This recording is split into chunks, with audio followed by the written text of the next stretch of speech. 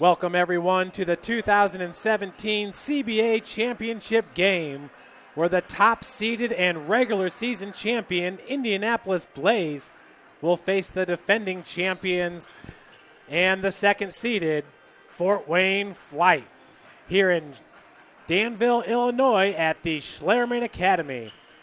Indianapolis is in their first title game appearance in team history. They will seek to hoist their first ever championship trophy, while the Fort Wayne Flite, who are appearing in the championship game for the third consecutive season, aims to be the first ever back-to-back league champions. Welcome, everybody. My name is Jeff Mahoney, bringing you the play-by-play for today's action. With me will be Abraham Ahmad, who's going to do some sideline reporting for you, and he'll also chime in. He's going to be doing a lot of work today, running the scoreboard and capturing replays for us. But what an exciting matchup we have here in this championship game between Indianapolis and Fort Wayne. This is a rivalry game. The two teams are separated by 2 hours in the state of Indiana. They first met up this season back on Sunday, March the 26th. It was at Fort Wayne, and the Flite won it 101-98.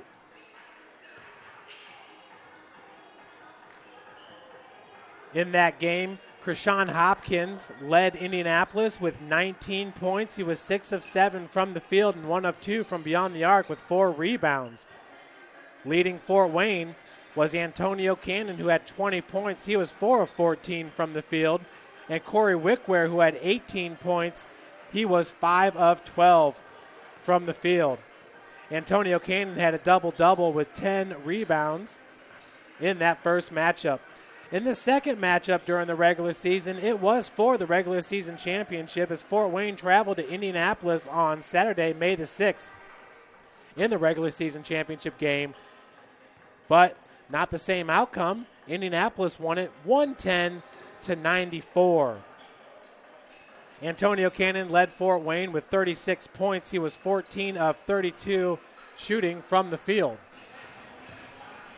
Greg Foster in his first game with the Flite. He did not play in the first 7 games of the regular season. He was under contract in Saudi Arabia, but he did come back for the final regular season game, and he was the team's second leading scorer with 22 points. For Indianapolis, they were led by Anthony White Jr. White Jr. was 9 of 20 from the field, 4 of 11 from the arc. He'd scored 33 points. Unfortunately for Indianapolis, Anthony White Jr. will not be playing in this game as he was not able to make the trip here to Danville, Illinois. Pouring in 17 points was Krishan Hopkins and William Mcclure, the big man for the Blaze. It's going to be an exciting game here. We'll take a look at Fort Wayne first. This is the second season. We'll start with the top seed, Indianapolis Blaze. And this is the second season in the league for Indianapolis, who's compiled a 10-6 regular season record and a 2-1 postseason record. This year, Indianapolis earned their first ever regular season title behind an undefeated 4-0 record at home. This is the second consecutive year that Indianapolis has qualified for the semifinals, for the semifinals, and this is their first ever trip to the championship game. Looking at the Fort Wayne Flite, this is the 4th season for Fort Wayne in the league. They have compiled a 24-10 regular season record and a 5-2 postseason record. Fort Wayne has won at least 5 regular season games in all 4 years in the league, going undefeated in the regular season last year. And they were the first ever team in CBA history, the 5-year history of the CBA, to go undefeated in the regular season. This is the team's 4th trip to the postseason. And with the victory yesterday, it's a league record 3rd finals appearance. They could become the second team, the first team in league history to win back-to-back titles. The head coach of the Fort Wayne Flite is Rod Wilmot, and he has a 27-13 career record in his 4th season as head coach, including a 5-2 record in the postseason. He is 2-3 against Bowling Green and their head coach Nathan Thompson, who the Flite did beat yesterday 111-100 in the semifinal game. The coach for the Blaze is Philip Washington. He posted a 6-2 regular season record in the team's first regular season title in his first season as the team's coach. Philip Washington's done an outstanding job with the Blaze. Their key players are Krishan Hopkins, who is fourth in the league in total points with 153 and led the team in points per game at 19.1. He also led the team in free throws made with 49 and was second in the league in assists per game at 4.2. The big man, William Mcclure, was a big spark to the club after being acquired for the final 3 games of the regular season. He averaged 14.3 points per game and 10.7 rebounds per game, along with 3.7 blocks per game. So William Mcclure averaging a double-double on the season for Indianapolis. For Fort Wayne, they're led by Antonio Cannon, the 2014 CBA MVP. He finished the season as the top scorer in the league with 176 total points and scored. He averaged 22 points per game. He had the second most points in the game this season with 36, and he was the 7th in the league with total assists with 24. Antonio Wilson was 4th in the league with 79 rebounds and 3rd in the league with 15 blocks. Wilson led the team with 9.9 rebounds and 1.9 blocks per game. Michael Brigham, who is a Danville, Illinois native, was 3rd on the team, averaging 12.3 points per game, and was 2nd on the team, averaging 8.7 rebounds per game. He was also 2nd on the team in total blocks. That's Michael Brigham. Greg Foster, once again, joined the squad for the last regular season game of the year for Fort Wayne. Yesterday, Foster had 12 points to go along with a game-high 12 assists. So a double-double for Greg Foster in yesterday's win for the Flite against Bowling Green. Foster led Fort Wayne in scoring, assists, and steals last season. He returned from Saudi Arabia and played in the final regular season game. It was a loss at Indianapolis where he scored 22 points.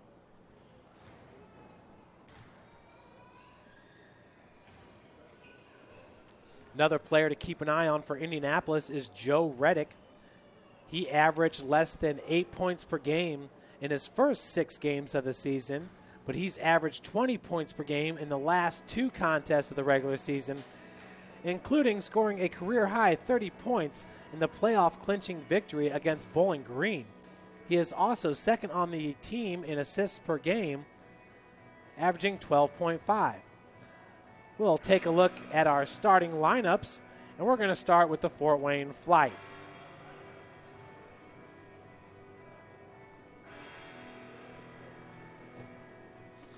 Starting at the 2 guard will be number 1, Antonio Cannon, a 27-year-old who stands 6 foot, 190 pounds from Indiana Tech.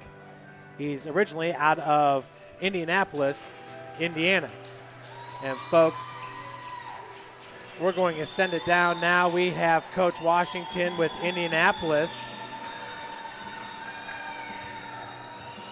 Hey, Abraham, I'm out here with Central Basketball Association. I'm with Coach Philip Washington of the Indianapolis Blaze. Coach, congratulations on making it to the championship. What do you feel like are your keys to success for this game, based on what you saw yesterday in your players? Well, one of the keys to success is we're going to have to stop penetration. We're going to have to stop the ball from getting into the middle. As long as we stop the ball from getting in the middle, then I think we can do a pretty good job on closing out on their threes. They like to shoot a lot of threes as well. And for us, we have to pound the ball down in the paint. As long as we're aggressive, that's how we came back last week against them. We continue to be aggressive. We can get in the bonus early and shoot free throws and score with the time stop. So if we can do that, I believe that we can be successful tonight.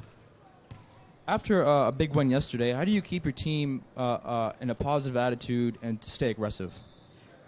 We haven't accomplished anything yet. We, of course, after we won the 1 seed, that was a great accomplishment, but the season started all over again. So now this is a playoff. So us winning that game, it was a great accomplishment, but us making it to the championship game, we have unfinished business. So today is the business to get taken care of. So Thank you, Coach, and good luck. appreciate it. And that was Coach Philip Washington in his first year with the Indianapolis Blaze. His team, the number 1 seed here in the postseason. Folks, we're going to take a break here for the national anthem and the starting lineups.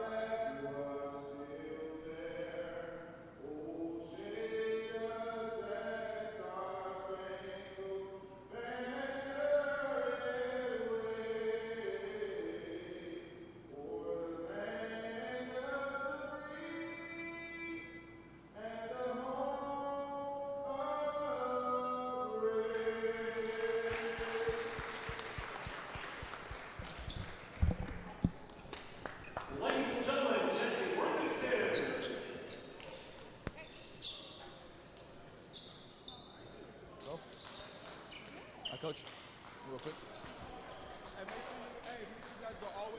And now we're going to hear from Coach Rod Wilmot as we get ready for the starting lineups. Oh, the camera right there. Abraham Ahmad here with Central Basketball Association. I'm joined by head coach Roger Wilmot of the Fort Wayne Flite, defending champions. Coach, what are your keys to success in today's game?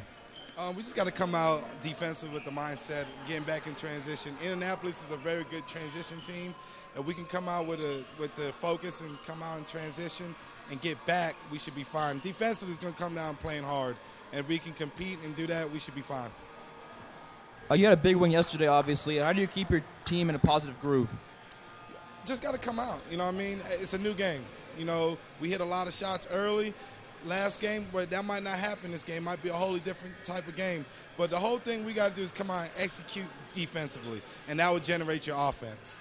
All right, Coach, thank you very much, and good luck. Thank you. Appreciate it. And that was Abraham Ahmad doing the interviewing for us here in the Central Basketball Association as we get ready for the starting lineups for today's championship game. And we will start with the Fort Wayne Flite.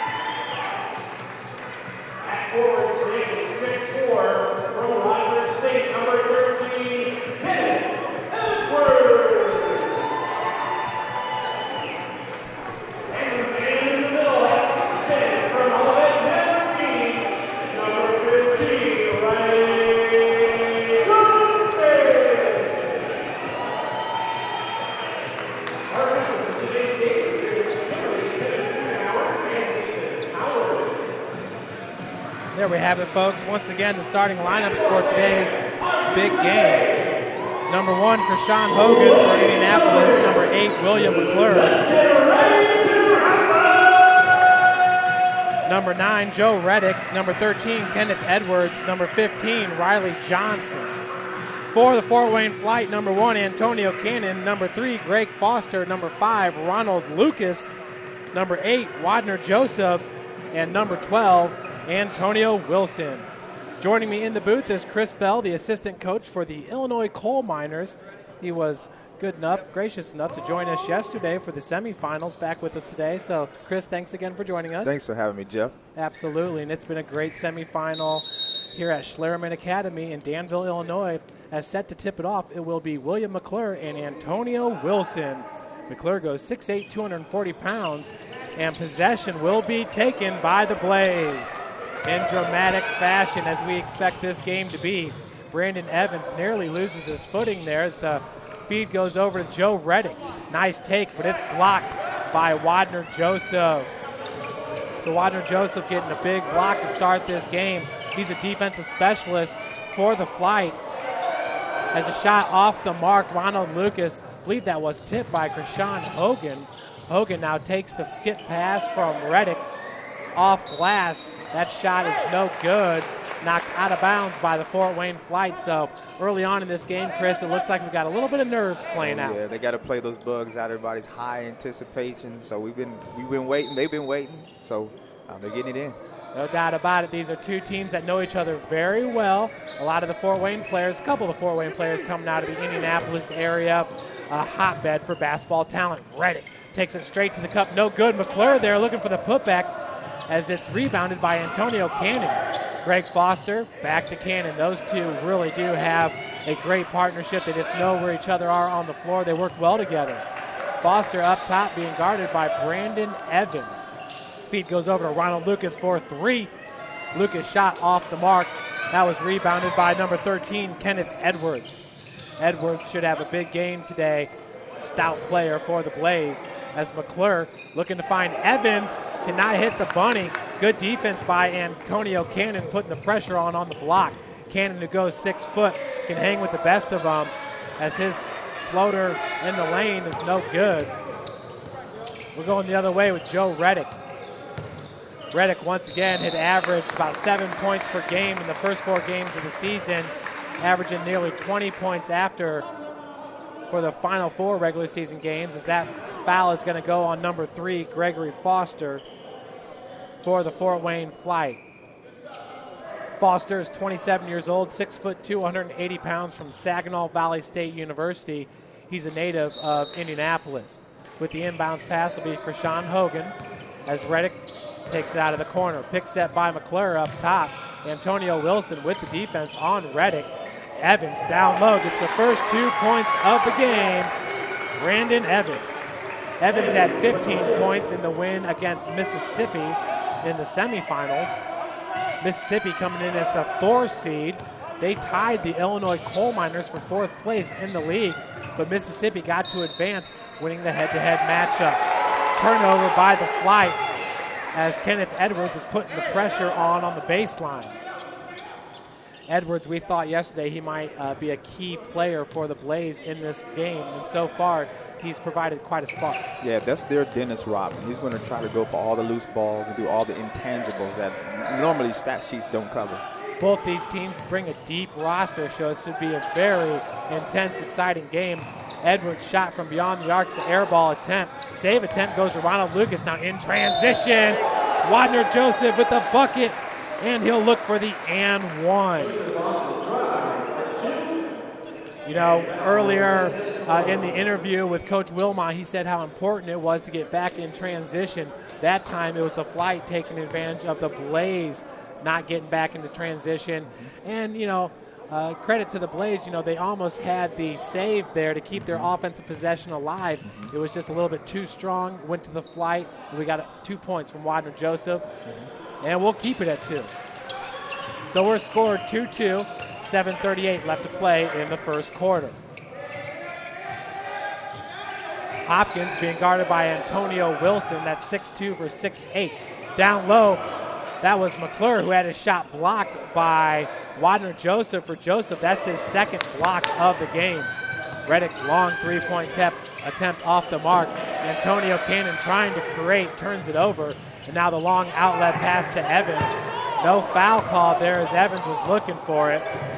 Gregory Foster on the other end. The elbow jumper is good. That's his bread and butter. When you can let him get to that Westbrook spot, I call it, that's what he does best. Gregory Foster in that mid-range jumper. That is such a pivotal weapon for the Flite, as Mcclure is going to hit the left-hand hook shot. We're back to being tied up. It's 4-4 with 6:45 left to play in the first quarter. Foster's over the timeline. Hopkins has the defense. Good pick set by Antonio Wilson. The pick and roll as Wilson finishes off glass. Big T Wilson. That was a beautiful looking play. Big T, his first 2 points of the game at 6-4. Fort Wayne Flite. Kenneth Edwards underneath battling. He too is looking for a foul. So far we've had 6 players score in this game. No players scored twice. Handoff goes to Antonio Cannon. Cannon picked up by Mcclure. Now he's double teamed, and they're going to call a foul on Kenneth Edwards. That's a hustle play. Once again, we talked about this yesterday, Chris, where Antonio got Edwards up in the air. He was out of control, and he caused the foul. Wilson pops out, top of the key. Gregory Foster for 3. That one was left a little bit short. In that attempt there, it looks like he almost double-guessed himself. Elbow jumper by Redick is good. What a beautiful looking shot for Joe Redick. Redick, who had 15 points in yesterday's semifinal win against Mississippi. Foster at the elbow. Edwards has the defense on Foster. Indianapolis will switch it up with their defense. It can be a different player guarding a different player on every possession. Nice right-handed hook shot by Antonio Wilson, who now has 4 points. He leads all scorers. Redick, top of the key. Edwards left alone from beyond the arc. Flite, we're going to give him that. It's a kick on Wadner Joseph, playing good defense. Joseph already has 2 blocks in this game. What Kenneth Edwards is to Indianapolis, Wadner Joseph is to Fort Wayne. Absolutely. Joseph had a big game yesterday for the Flite, scoring 18 points and hitting 3 triples. We're tied at 8. 5:15 left to play in the first. As the inbounds pass, a miscommunication. Redick had darted towards the wing. Krishan Hopkins threw it towards the top of the key, and it's a turnover. Looks like both teams are starting to get settled and really run into their sets. Just like yesterday, as we talked about towards the end of the game, that the ball has to touch the paint. Looks like they're trying to kind of operate from the inside out on the Flite's end. And Indianapolis coach Philip Washington said it was imperative for his team to drill it down to the paint and get some points with William Mcclure.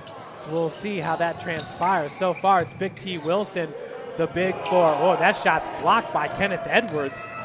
The elbow jumper by Wadner Joseph. But so far in this game, the Flite, Antonio Wilson with 4 points to lead all scorers. Edwards, far wing, being guarded by Wadner Joseph. Lost his dribble there as Wadner Joseph held strong. And now over the backboard shot, but the follow for William Mcclure, who throws it down. Mcclure now has 4 points in this game. Everybody was saying this is going to be a game for the guards, but so far 2 leading scorers are post players. Krishan Hopkins going to be called with a foul. Excuse me, Krishan Hogan. Michael Bigham going to enter the game for Antonio Wilson. Corey Wickware also coming into the game with Terence Beasley. Wadner Joseph, Ronald Lucas, and Antonio Wilson taking a breather. 4:26 left to play in the first. Corey Wickware, who can light it up from three-point land. Foster, the three-pointer, is up and in. Greg Foster now with a game-high 5 points. His team's up 11-10. Hogan, drawing contact, goes off glass. He was looking for the foul, none called. They're letting them play here early on at Schlerman Academy. Antonio Cannon. And blocking foul going to be called on Krishan Hogan. Antonio Cannon decided to dribble drive against Brandon Evans. Hogan came over to help, and there was a big collision. Hogan not happy with the call, but it looked pretty clear.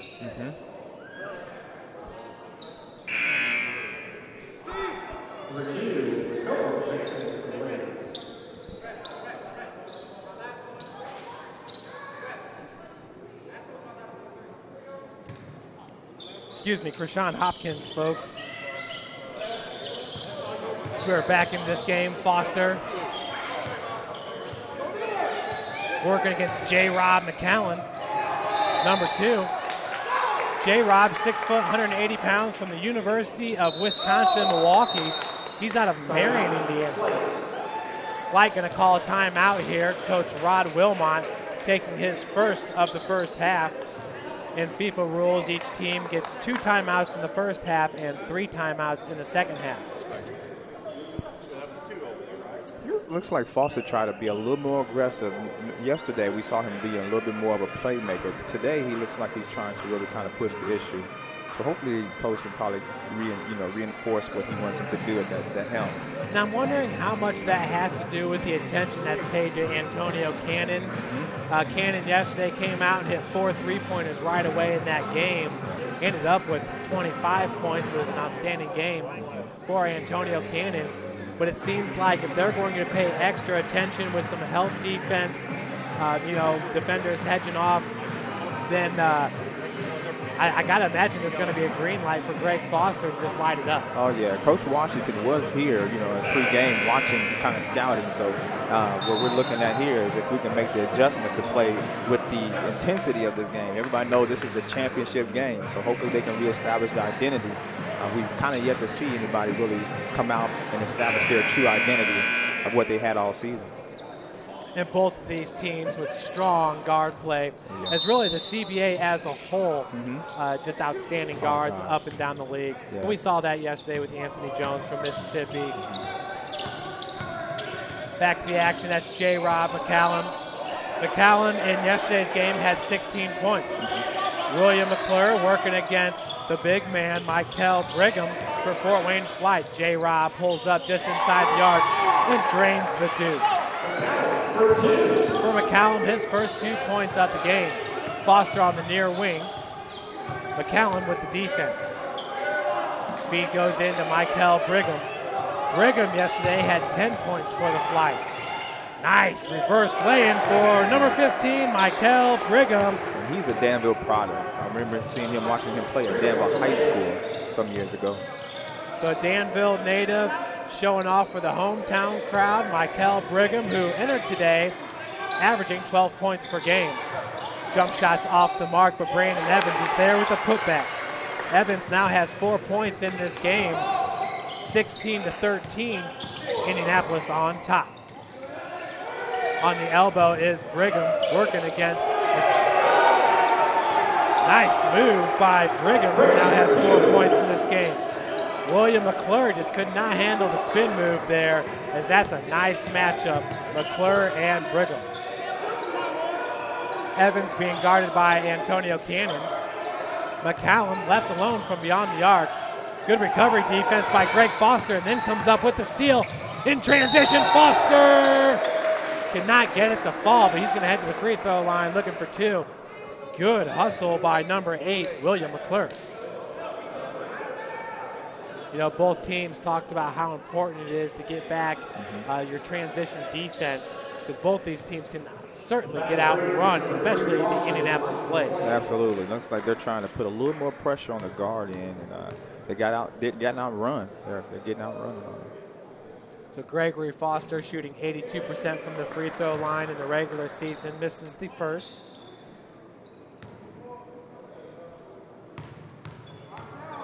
These two teams will keep their starters in as long as they can, but they're also going to have to make sure they don't have weary legs towards the end of the game, as that's a hot gymnasium. Yes, it is. Yes, it is. And I imagine they're going to start trying to go as deep as they can in their bench later on, or towards the third quarter. But this is definitely, they're trying to establish momentum. Both teams are trying to establish who's going to be in favor. And it's been back and forth. We're tied at 16 points. Currently, Greg Foster with 6 points for the Flite. Mcclure with the drive. We got a travel going to be called. You do see that a lot where they draw that initial contact and they kind of try to regroup, and that's where the extra step can come about. That's from not really being sure what move he was going to use in that particular play right there. Foster over the timeline, inside 2 minutes left to play in the first quarter. Three-point attempt by Antonio Cannon on the far wing, no good. Chasing down the board was number 7 for Indianapolis, Jeremy Gibson. Jeremy Gibson is a 27-year-old, 6'4", 180 from Anderson University. Michael Brigham with the swat. For the Flite, that's their 4th swat of the game as Foster pulls up from 14 feet and nails it. Gregory Foster's on fire, leading all scorers with 8 points. J. Rob McCallum's going to pull up from 16. High arcing shot as he had to get it over the outstretched hand of the defender. McCallum, fade away. Another one, no good. But Brandon Evans, looking for the putback, is fouled. I believe it's going to go against number 1, Antonio Cannon. So Cannon picks up his first foul. Looking at Brandon Evans, just 6'3", 190. But a lot of his game is played on the block. I'll tell you, they raised the intensity of their matchup here. They found a little spark in 15 and Brigham in the paint, and they're using it. You know, and we really saw that with the Flite yesterday, who at one point had a 30-point lead against Bowling Green in the third quarter. And hats off to Bowling Green, definitely playing short-handed with some of their players not being able to make the trip. But they were able to pull within 11 points, final score being 111 to 100. So Evans cannot hit the second, does hit the first, but follows and gets his own rebound. Good hustle play for Brandon Evans. Gibson three-pointer's no good. Evans, another offensive board. Putback is good. He's fouled. We'll look for the and one. Brandon Evans coming to play. And he does that what every Spark player does. He gets that very prime play, and he's trying to get his guys to get engaged with him as he starts yelling, let's go, let's go. Well, Brandon Evans with 3 points and about 3 offensive rebounds in virtually the same sequence. Oh, yes. You got to love that as a coach. Energy guy. So Evans completes the 3-point play. Terence Beasley will inbound it for the Flite, who trail it 20-18 with 1 minute left to play in the first quarter. Cannon, Beasley on the far wing. Has it knocked away by Gibson. Gibson was the help defender, I believe. The foul is going to be called on Tyler Bibbs, number 11.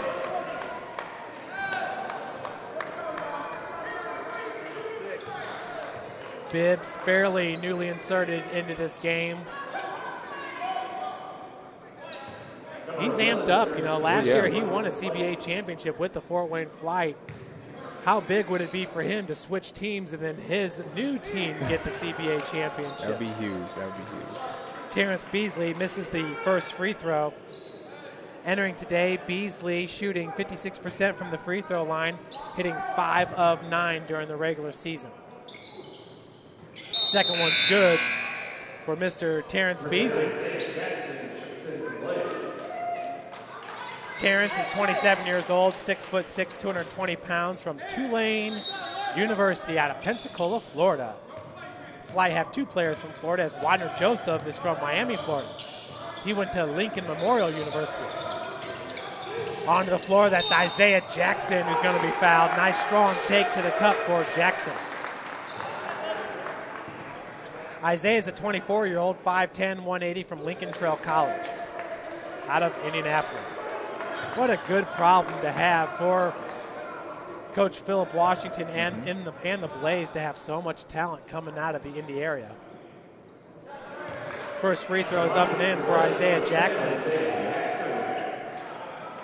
Jackson, a 75% free throw shooter, hitting 12 of 16 during the regular season.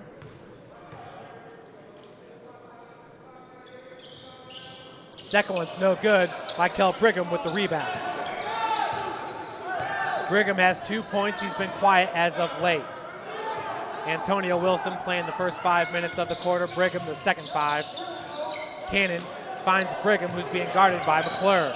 Good help defense by Bibbs. Three-pointer by Beasley is good. Terence Beasley knocks it down, giving the Flite the 22-21 lead with 19 seconds left to play in the first. And that was your classic inside-out game right there. And with a guy like Beasley who can play inside, it's nice to see him dropping the triple. Jackson with the drive against Corey Wickware. Gets it over the outstretched arm of Mykell Brigham. At the buzzer, Antonio Cannon, no good. As it right rims out. So after one, the Fort Wayne Flite trail 23-22. Well, your thoughts on that exciting first quarter, as joining us in the booth will be the owner and president of the Central Basketball Association, Wasim Murad. Wasim has been just so busy, whether it's the off-season or in-season. Actually, Wasim, which one is more of your busy time? Is it in-season, where you have about the 3-month period with the teams in the CBA, just getting all the games and all the referees and all that coordinated?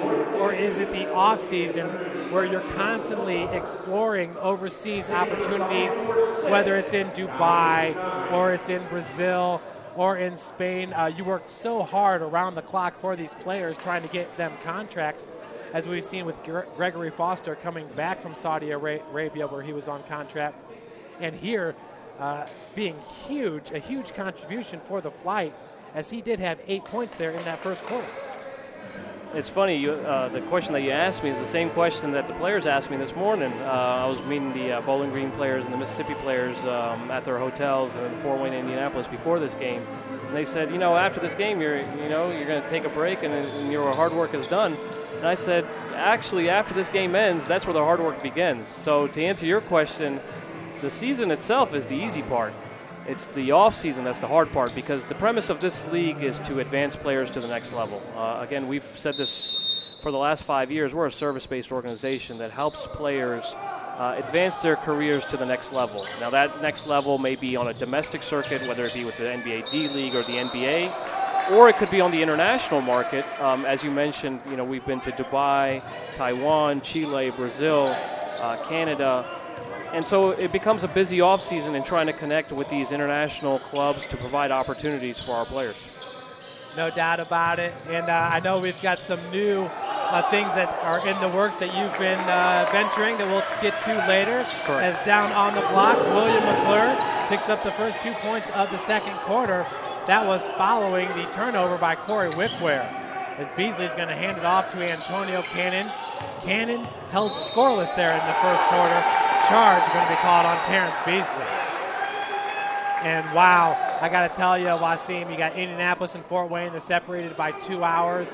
The intensity here in this championship game has been second to none. I mean, think about it. Last year was Indianapolis' first year, and Fort Wayne beat them twice in the regular season. Then they met in the semifinals in Indianapolis, and Fort Wayne basically routed them on their way to the championship game. And so Indianapolis goes into the second season thinking, hey, you know what? We need to beat Fort Wayne. And then the first game of the season, Indianapolis goes to Fort Wayne, loses by 3, and then playing in the final regular season game with the first place top seed on the line, Indianapolis finally got over the hump to win the regular season title, and now they come here trying to make a statement win against the defending champs. And you got a guy like Mykell Brigham that we just saw there. What a jump stop there in the lane. So athletic for the big man. But he's a Danville, Illinois native. Correct. Playing in Fort Wayne. Correct. It's funny. We asked him, why not go to the Illinois coal miners? But where he is right now, he lives, I believe, in Michigan. So Fort Wayne is the closest proximity for him. Danville, even though it's a homecoming for him, it's about 6 hours from where he currently resides. But another thing is, with Mike, he wanted to play with the champion, and Fort Wayne was the defending champions, and they had a need at the 5 spot. Or at least he's playing the 5 right now. He can play the 4. But from many years ago, losing James Humphrey, that hurt. So Rod obviously wanted to get some more depth behind Tony Wilson, and he had a good pickup. James Humphrey, 204 career points in the CBA. He was a first-team All-CBAer for the Flite. One of the advantages you remember from James Humphrey back from 2014 and the 2015 season is that he had the ability to play the inside, but also hit it from the outside as well. And so he was a major threat and a major mismatch for many opposing big men who were not athletic. Well, after buckets by Antonio Cannon, Corey Wickware, and Greg Foster, Jeremy Gibson does respond to pull his team to within one, 28-27. The Flite are on top. Foster, no-look pass, finds Wickware in the corner. But Wasim with the NBA three-pointer, those corners are really, really shallow. Correct. I mean, right here we have actually the FIBA line. Unlike Fort Wayne, which operates on the NBA line. This is the FIBA line that will better prepare our players at the next level, which is one of the reasons why 3 years ago we switched to FIBA rules, because when we took our players overseas, they were so used to the NBA rules that when they were playing in international tournaments, they didn't adapt well to the FIBA rules. So that's why we provide this as a training ground for them to get used to not only the lines on the court, but the rules as well. Jeremy Gibson with the fall-away jumper off glass. Beautiful shot by Gibson. Now, I got a chance to talk with Chris Bell, who joined me. He's an assistant coach for the Illinois Coal Miners. And one of the most fantastic players in the league this year was Tyron Criswell of Illinois. Now, I come to find out he's not even from the state of Illinois. He's from Nevada. And he stayed here with a host family, getting an opportunity to further his game with the Coal Miners. Tyron Criswell is a great story. Went to the University of Nevada last year, played for the Wolfpack, and actually the Wolfpack qualified for the CBI tournament. So, obviously we get used to the NCAA March Madness tournament, and those that don't make it, they go to the NIT. Well, the CBI started a few years back, so Nevada actually qualified for that. Tyron Criswell led Nevada to the CBI championship and was player of the MVP of the tournament. Wow. And so then from that experience was drafted into the NBA D-League, and now wanted to take that experience to the CBA so he can get an opportunity overseas. And boy, did he make the most of his time with the Coal Miners. Him and Kashif Watson made up a great backcourt for that squad. Absolutely. It's unfortunate that final weekend that Tyron Criswell was a little bit, ailing with a hand injury, so it kind of prevented them from defeating Bowling Green in the season finale. But Tyron Criswell took advantage of the CBA's opportunity. I believe one of the top scorers in the league, and provided great backcourt presence in the assist and the rebound category. It's unfortunate he didn't make it in the postseason, where he could have showcased himself on a national stage. But you know what? He took advantage of his opportunity, and hopefully in this offseason we can work with him to take him to the next level as well as the other 100 players in the league. Well, that was Big T. Wilson for the Flite back into the game, getting the bucket down on the block. He now has 6 points in this game, and Fort Wayne takes the lead back at 30-29. Wasim, we pretty much knew it was going to be a game like this. It's back and forth, high intensity, just unbelievable athleticism on the court. And you got to also remember, a lot of these guys know each other. Most of the Fort Wayne players either went to school in Indianapolis or have family in Indianapolis. I know there's about, 2 hours that separate them. I mean, you see Tyler Bibbs right now shooting the ball. Tyler Bibbs is a great story, too, because think about it. He was on Fort Wayne's squad last year when they went to the championship game and now transferred over to Indianapolis. If he were to win a championship today, he would only become the second player in league history to win a title for 2 different teams. Torres Hampton in 2013. Big T. Wilson following the miss from Foster, throws it down. What a slam. But yes, I agree with you. There's not one player on this floor that wants a victory, I think, more than Bibbs, because what bragging rights he would have. Correct. As I was saying before, Torres Hampton played for the Storm in their championship game, Middle Tennessee Storm in 2014, joined Bowling Green in 2015 and won a title. Now Tyler Bibbs won a title with Fort Wayne, and great shot there by Foster. And now he can return the favor as a member of Indianapolis. So Gregory Foster has 13 points now, and we're just 5 minutes and 43 seconds into the second half. Another traveling violation being called on the Indianapolis Blaze. That's the challenge for Indianapolis today. I mean, they saw yesterday when Fort Wayne played Bowling Green, Antonio Cannon dominated in the second quarter with 14 out of his 27 points. Well, now they're defending well against Cannon, who's on, I believe, on the bench right now, but then you got to pick your poison. Now you got to beat Foster. Yes. And if you can defend against Foster and Cannon, well, then you got Wickware and Lucas in the backcourt as well. So it's a very, very challenging task, especially with Indianapolis not having Anthony White Jr. Foster pulling up from beyond the arc. He's feeling it. Mcclure with the board. Good hustle play by Wadner Joseph, but he will be called with the foul. You know, we kind of spoke to that a little bit earlier when Chris Bell was with me, that if you're going to pay extra attention to Cannon, then I got to believe the green light goes to Foster and vice versa. Absolutely, absolutely. And like I said, it's pick your poison. Right now, you got Krishan Hopkins matched up against Foster, but then Cannon's going to open up. He's quiet right now, but he's the leading scorer in the CBA history for a reason. I mean, he can turn it on at any point. So we'll see if he does it here in the first half or maybe in the second half. You know, those who've been associated with the CBA in its fifth season now, fifth successful season, you know, we all kind of wonder, when is Antonio Cannon going to get his shot? Because he's such, I don't know if there's been a more dynamic, just a fun player all the way around to watch. Yeah, I mean, look, Antonio Cannon can provide on both sides of the court, defensively, offensively. Obviously, he was the MVP in 2014. And he had the opportunity to play in Canada and Brazil, but, you know, things didn't work out. But I believe after this season, especially with the numbers that he's provided, he will get a look overseas. Brandon Evans once again on the block. Brandon Evans, who goes 6'3". Man, he makes a lot of noise down there amongst the trees. Yeah, absolutely. He has to compensate for that size compared to Tony Wilson and Michael Brigham. He's got to play big, and he has been doing that all season long. Foster coughed it up for a second, was able to regroup. Foster, nice spin move. Evans with the block. Foster gets the own rebound. Loose ball picked up by Wilson. Gets it out to Wickware for 3. No good. Rebounded by Mcclure. Now I'm going to tell you what, Wasim, once your hands touch the ball, you better have an idea of what you want to do with it, because these players have such quick hands. Absolutely.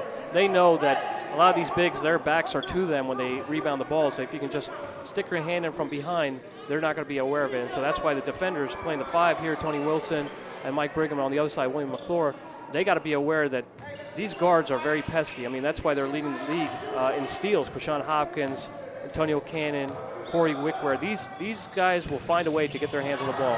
Hopkins finds Bibbs in the corner. You heard a big smack. Well, at least we did.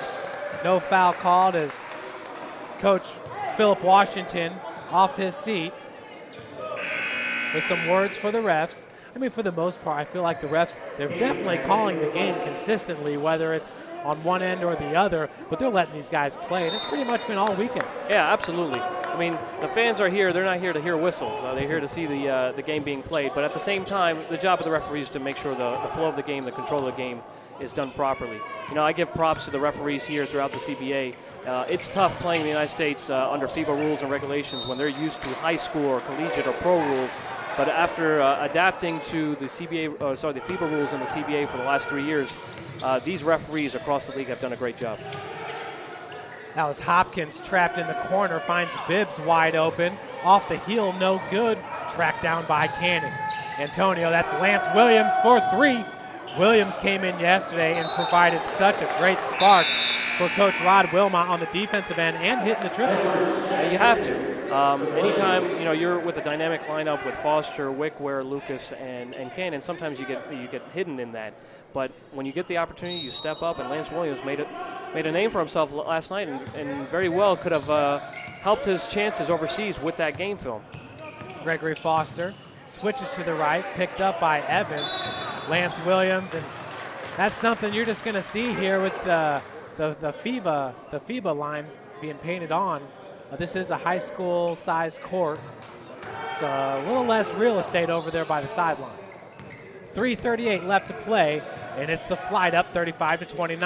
Krishan Hopkins off glass. That was a pretty looking shot. For Hopkins, that's his 4th point of the game. Foster over the timeline. Evans has him on the near wing. Krishan Hopkins going to be called with the foul as he was trying to fight through contact just to stay with Antonio Cannon. For Krishan, that'll be his. Looks. We got Hopkins down for 1.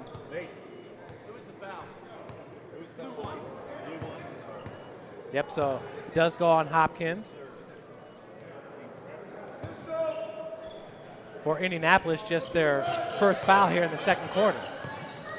Foster, hesitation dribble. Did a good job of getting just enough separation away from Brandon Evans. Foster has been on fire now with a game high. Well, shoot, he's got 7 points just in the second quarter, 15 in the game. Evans blocking it from behind was Wadner Joseph, but he will be called with the foul. Foster's a great story as well. Playing in the NBA D League, playing with Fort Wayne Flite last year, taking that advantage, going to Saudi Arabia, finishing that season, now coming back to the CBA towards the end of the season, trying to get updated game film so he can then proceed on to his next opportunity either in the Middle East or Europe. The updated game film, such an important component to keeping your basketball career alive when it comes to these scouts, because we've spoke about this in the past, Wasim. When a general manager and owner from another team from overseas or wherever, when they need a player, they need him now. Absolutely. They don't need him a month from now. Absolutely. When you get the call, you need to be ready to go. But the other aspect is when these scouts, general managers, owners are looking at your game film, the maximum they're looking back is 6 months. So you need to have updated game film. And so most of these overseas folks are looking at players in the summer, late summer, July, August, September. So the CBA provides a great opportunity to get that updated game film and then proceed forward with the tryout opportunities. So Brandon Evans misses the first but hits the second. He now has 9 points in this game as the Blaze are down by 5, 37-32.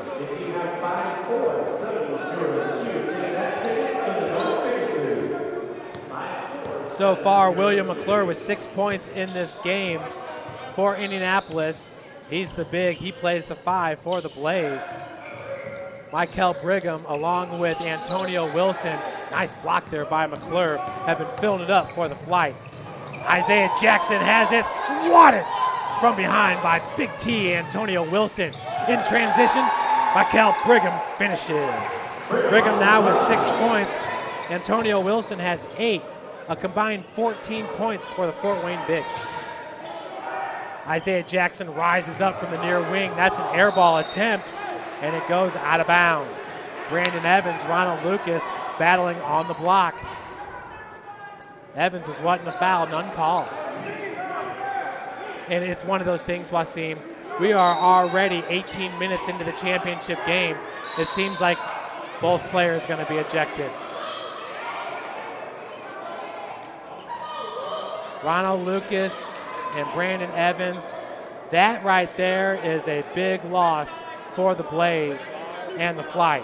But Brandon Evans has been extremely busy in this game, and for them to have to play without him the rest of the way, that's going to hurt. That's going to hurt Indianapolis more than it's going to hurt the Flite, because the Flite have plenty of perimeter players that can fill it up from beyond the arc. But Brandon Evans has been doing work on the block for the Blaze. For him not to be in the game anymore is going to put extra stress on Will Mcclure, and that's not a good thing. I think it's more than the game, though. When you have an opportunity to showcase your talent on the national stage, when you have thousands of individuals watching you, now, not being able to control your ego or control your emotions, now you've missed out on an opportunity to maybe come back and do a great second half performance or whatnot. Not only have you let your team down here in this championship game, you've let yourself down as well. And this is nothing new with the CBA. The rules have been established early on that kind of behavior is just not going to be tolerated. As the feed put back by Big T, no good. Jackson comes down with a loose ball. We almost had some fireworks right there. Redick, three-pointer, no good. Nice tip by Big T Wilson over to Wickware. In transition, Foster! Whoa! Corrals it with the left hand and finishes with the left. Greg Foster now with a game-high 18 points. That was impressive. You can see that experience, the NBA D-League experience, as well as the experience overseas. He just got back 2 weeks ago from overseas. He's fresh. He caught that ball with his fingertips. William Mcclure throws it down with the two-hand slam. Mcclure, his 8th point of the game, 41-34, Fort Wayne on top.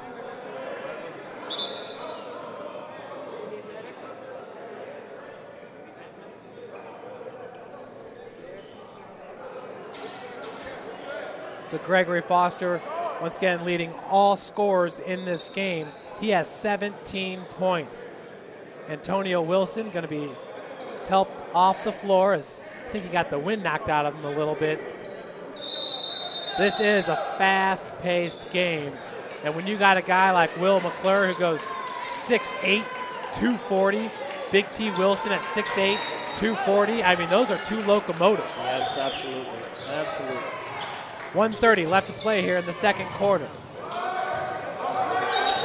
Flite have been pretty much in the lead all second quarter as the foul is going to be called on number 10.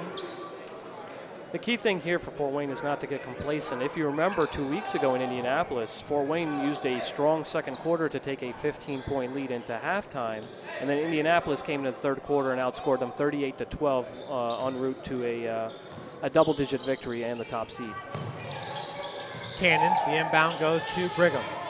Brigham one-on-one with Will Mcclure, turns it over. What a great matchup there. You know, I feel like whoever the Flite put at Will Mcclure, it's a neat matchup, whether it's Antonio Wilson or Mikel Brigham. But you got to feel bad for Mcclure because he looks gassed already.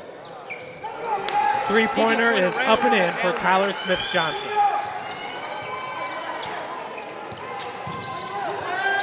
Smith-Johnson will pull his team to within 4, 41-37. Terence Beasley driving baseline, kicks out to Wickware out of the corner. Wickware with the right hand, no good. Picked up by J. Rob McCallum behind the back. J. Rob, right-handed scoop shot, no good. Beasley comes up with the board. The Flite go back on offense. Antonio Cannon back to Foster. And that's that two-man game right there. Foster, another no-look pass to Terence Beasley. You know, Foster looks like he's been playing with these guys all season long. Yeah, the chemistry from last year. I mean, he had a chance to play, he played, 10 regular season games or 8 regular season games and 2 playoff games last year. He has a familiarity with the Fort Wayne guys. That's why he was able to come in this year, play the last game, and go as if he wasn't away for a long time. So a timeout's going to be called by Fort Wayne coach Redick Wilmot. Coach Wilmot, the all-time wins leader in coaching history in the CBA, won his first CBA championship last year. And he's a guy that's really been able to benefit off the success that the Fort Wayne Flite are having. He got a head coaching job this year at Lakewood Park, a private school out of Angola, Indiana. And he led that team to their first ever sectional championship. So hats off to Rod Wilmot. And now he's a hot commodity in the state of Indiana, which is definitely known for its high school basketball. He's up for a job here in Fort Wayne with one of the top high school basketball programs in Fort Wayne. One of the key aspects of the CBA is not only advancing the careers of players, but it's also providing opportunities for coaches. If you remember, if you go through the CBA's history, when the CBA started in 2013, Bowling Green had a head coach, Otis Key, former Harlem Globetrotter, led his team to the title game, and then the year after got a head coaching position at a high school, and then which led to Volunteer State College, where he was a head coach.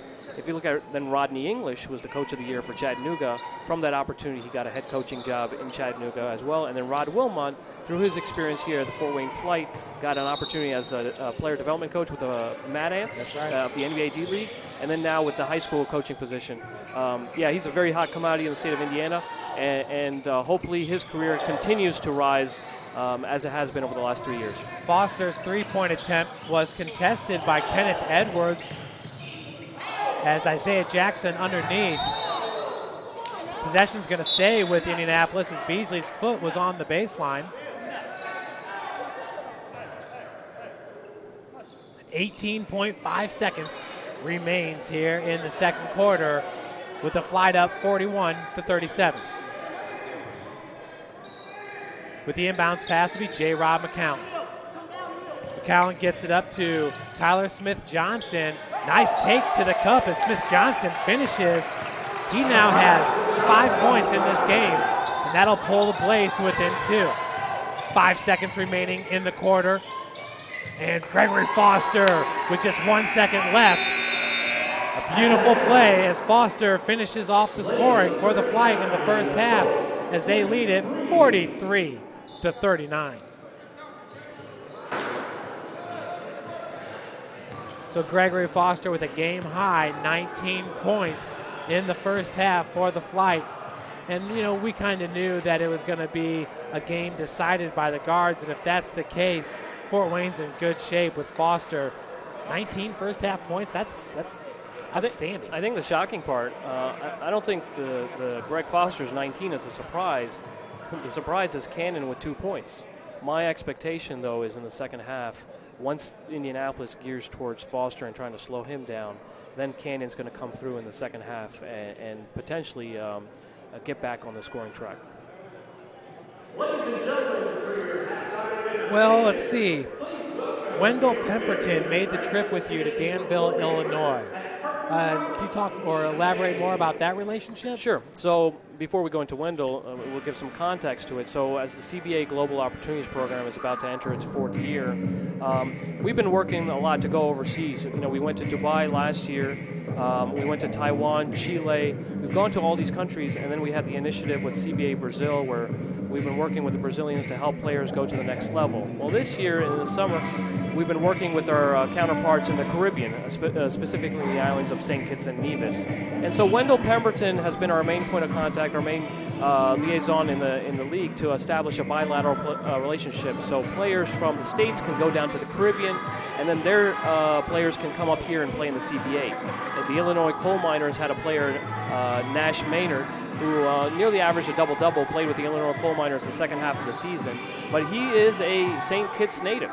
That came part of this initiative to help players come from the islands play here so they can get either college opportunities or opportunities overseas, just like these American players are trying to do as well.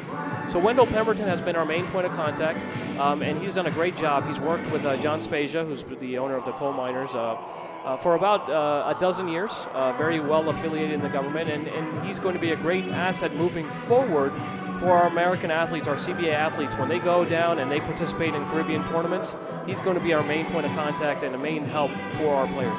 Now, you said you met with the 4 teams earlier today in Bowling Green, Mississippi, Fort Wayne, and Indianapolis. Did you get a chance to mention that to the players, and did their eyes just open up huge? Absolutely. One of the advantages with the CBA, unlike other organizations, we work hard for the players. And so we're always in constant contact with the players, telling them, hey, these are the opportunities we have lined up. This is where you need to develop your game. If you're working with agents, this is what you got to be careful of. Or if you're trying to go to this country, these are the salaries you're dealing with. We're very familiar with the world market. And so when we're talking to individuals from each of these teams, and it doesn't have to be the 4 teams in the playoffs, it's all 7 teams, Baltimore, Middle Tennessee, Indianapolis, Illinois, Mississippi, Fort Wayne, and Bowling Green. When we're talking to these players and telling them, hey, look at the opportunities that are coming up down the pipeline. When we told them last year there was Brazil and Taiwan, they got excited. Well, now we're working in our initiative with the Caribbean. We're going to be working in England as well and taking a second look at Canada as well. There's so many opportunities. Players, the problem is with players in the States is they have a lot of talent. They're just not given opportunities. And so here with the CBA, whether you have the game film from the CBA season or you're a non-CBA player, you have the opportunity to get to the next level. And I'll give you the perfect example. There are 2 players that played for Bowling Green yesterday, or actually there are 2 on the roster. One played yesterday. One was Isaac Bragg, who was a guard for Bowling Green, and one was Chris Kapushian. Well, both of those players were non-CBA players that joined the CBA team in Taiwan last year, had such a great experience that they actually moved out to the Midwest so they could participate in the season. And they've had a great experience here, got the game from the CBA, and now will take that opportunity to go to the next level. Chris Kapushian, I believe, led or was one of the top 3 scorers for Bowling Green. Unfortunately, he couldn't make the trip here. But Isaac Bragg, he was more on the reserve side, but both of them had the opportunity to go overseas. So it doesn't matter if you're an elite player who went to a D1 school or a player that's the 13th man on the bench and only averages 2 minutes a game. We have opportunities for everyone, and that's what the CBA Global Opportunities provides. And the individuals like Wendell and our contacts across Europe, Middle East, Asia, and North America, they provide these opportunities for players. Talking about Chris Kapushian, he's one of those guys, second in the league with 19 three-pointers made, and he was able to really make a name for himself early on in CBA play with Bowling Green, just through the highlight videos and things like that. you start hearing his name being mentioned more and more, and it kind of sticks in your mind. Absolutely. When you play in these games, regardless of whether you're playing in Bowling Green or you're playing in Baltimore, as long as you're able to take advantage of the opportunities, it may be for a limited time, it may be for 10 minutes, it may be for one game, or it may be for the whole season. But the more you're able to market your video, the more you're able to have your name stated on the broadcast or stated on the website, the more international folks are going to hear about you. And already we were speaking to him a few days ago, and he's got several opportunities lined up in the Middle East and in Europe. So we'll see. We wish him good luck with those opportunities. But again, our job is, regardless of whether you're playing for Bowling Green or you're playing for somebody else, our job is, it's like it goes back to your original question. Is it easy in the off season, or where does your work begin? Well, this is where, as soon as this game ends, in about 2 more quarters, our work begins in trying to promote all the players in the league, whether they played in the league this year or are alumni or prospective players in the future. Well, couldn't have asked for a better championship game here. Appreciate you joining us here in the booth here during this championship game, Wasim, and wish you all the best of luck here in the offseason as we continue to try to get these players more experience and more opportunities overseas. Absolutely. Thank you very much, and thanks again for everything, Jeff. We've been doing this, 4 years now? Absolutely, together? And look to keep on growing it and get it better absolutely. and better. We wouldn't be here without you, Jeff, so you've really done well and really taken this league to the next level, and it's because of you and Tim. I wish Tim was here, but it's because of you guys these players are able to benefit, because you guys are able to articulate their statistics, their performance on the court, and you guys are a very critical group, and I really am appreciative of your presence and your partnership in the league. Well, absolutely. Thank you, Wasim. That was Wasim Murad, the owner, the president of the CBA. Had some work in different semi-pro organizations and has started his own and has done a fantastic job. Now joining us in the booth is going to be the owner of the Illinois Coal Miners, John Spezia. John, how are you doing today? Well, it's a close ball game, and that's what you want. You want competitive basketball, and I've been doing this a long time, both at the collegiate level for close to 30 years, and I coached overseas in Europe, and then here at the high school level. So, we're just trying to make things and help young people to move into another career, have an opportunity to do that. So, that's what it's about. You've been in basketball for a long time, as you just mentioned. I believe a national championship with the Danville Community College. Is that correct? We won it in '91, and then we were second in, I think, 2000 and third, fourth. We had a pretty good run there of 6 years being in the national tournament, winning it and then getting second, and of course other places. Then the college level, I was there at the college 24 years, and we brought the Division II national tournament there. It's been there now 25 years, so it's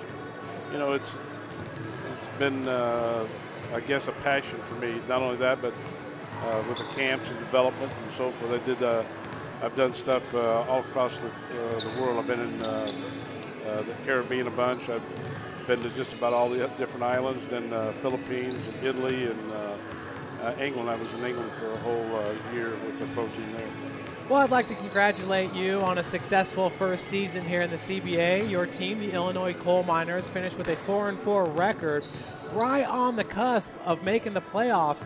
But it was the first game of the season, a loss against Mississippi. I believe it was right here at the Schlerman Academy, that was the deciding factor in you guys not making the playoffs.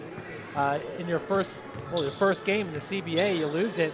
Did you know at that time that game was going to hold such implications? Well, you never know in those situations how that's going to work out, and you're trying to put a team together that basically has never played together. And we had a couple of guys that had played for Chris at the Riverhawks, and then I had Tyron Criswell that had been in the Junior College National Tournament and had some contacts here, and then a couple of my own guys that I've done over the years. Davis has been in some pro trial camps I've had, and Alex Portwood had played for me at the high school level, and it was finishing up in Lincoln Land Community College. So, you just don't know and how all that's going to go about. And in practice time, understand what you want out of that. So I don't know if that game decide things. I guess you could go back. We played, example, we go to Fort Wayne, and we played the night before, and Fort Wayne's sitting there waiting for it. To me, that's a huge advantage.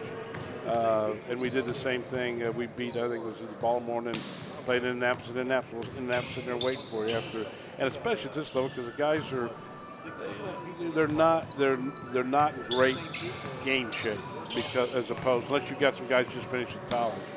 So playing back-to-back games, especially against teams, two good teams, and I think that came to the forefront. You saw what happened when Indy came in here. We beat them, had them down 14, 15 points, and beat them pretty good. And then the same thing with Fort Wayne when they came into Danville, and we had no games before that. So I think I think the schedule has always something to do, and that's wherever you're at, high school, college, wherever you're at, that has some factor. And then I think the big one was when we go to Bowling Green with Criswell with a stress fracture and Kashif Watson with a broken hand. I think take those two guys, that are basically shouldn't have even played. So.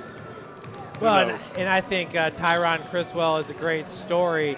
He's from Omaha, Nebraska, played at the University of Nevada. He's only 22 years old, and through your connections, you were able to bring him to Danville, Illinois, of all places, get him some updated game film. I understand he had a host family here. Right, he had a host family. And what a great experience. Well, and he's a poster guy. He works for the Boys and Girls Club and does substitute teaching here. We were fortunate to have a host of people that did that, and he came in early and really helped with even some of the high school coaching. And it had to do with he played in the national tournament. He played at Central Nebraska, played in the Division II national tournament here, and that was a big factor in him coming here. Davis, who's another one, was young, through again some connections of coaches that I've placed kids with. We were fortunate to get him. He's young and very talented. So we got some young guys that got a chance to really play, I think, at a very high level of play. And that was one of the things when I started the program is to have some guys that are here, homegrown, like Brandon Green and Arian Worthington and D.C. Carter, and then have some younger guys like Portwood and Davis, and then have some international guys like Nash Maynard. So, we accomplished those things and got people interested in this type of basketball. I think it's the type of league that players are not paid. They're trying to get to that next level, and it's very similar to what it was at the junior college for me. Absolutely. I wonder if that situation is a situation we're going to see more with these CBA teams. And I got to go back to that situation with Criswell. You bring him into Danville. Now, not only is he playing basketball, but he's also furthering his resume with substitute teaching and really just getting some good work experience under his belt. Well, the advantage I have over all your coaches in this league, I've coached overseas, and I dealt with Eurobasket for a long time, and I have agents I've dealt with. I have a feel for what those guys are going to go through. And so you're preparing them to do some coaching, because that's what's going to happen. They're going to have to go some of these leagues. They'll have to coach, or they'll have to be a mentor, or they'll have to go in and maybe do a PE class, or maybe those are the kind of things across. It's, unless you're in the high Euro League, those are kind of things that are going to happen more likely for the guys who are in this league than it's going to happen to him. So he's well prepared. I mean, he goes in, he's used to that.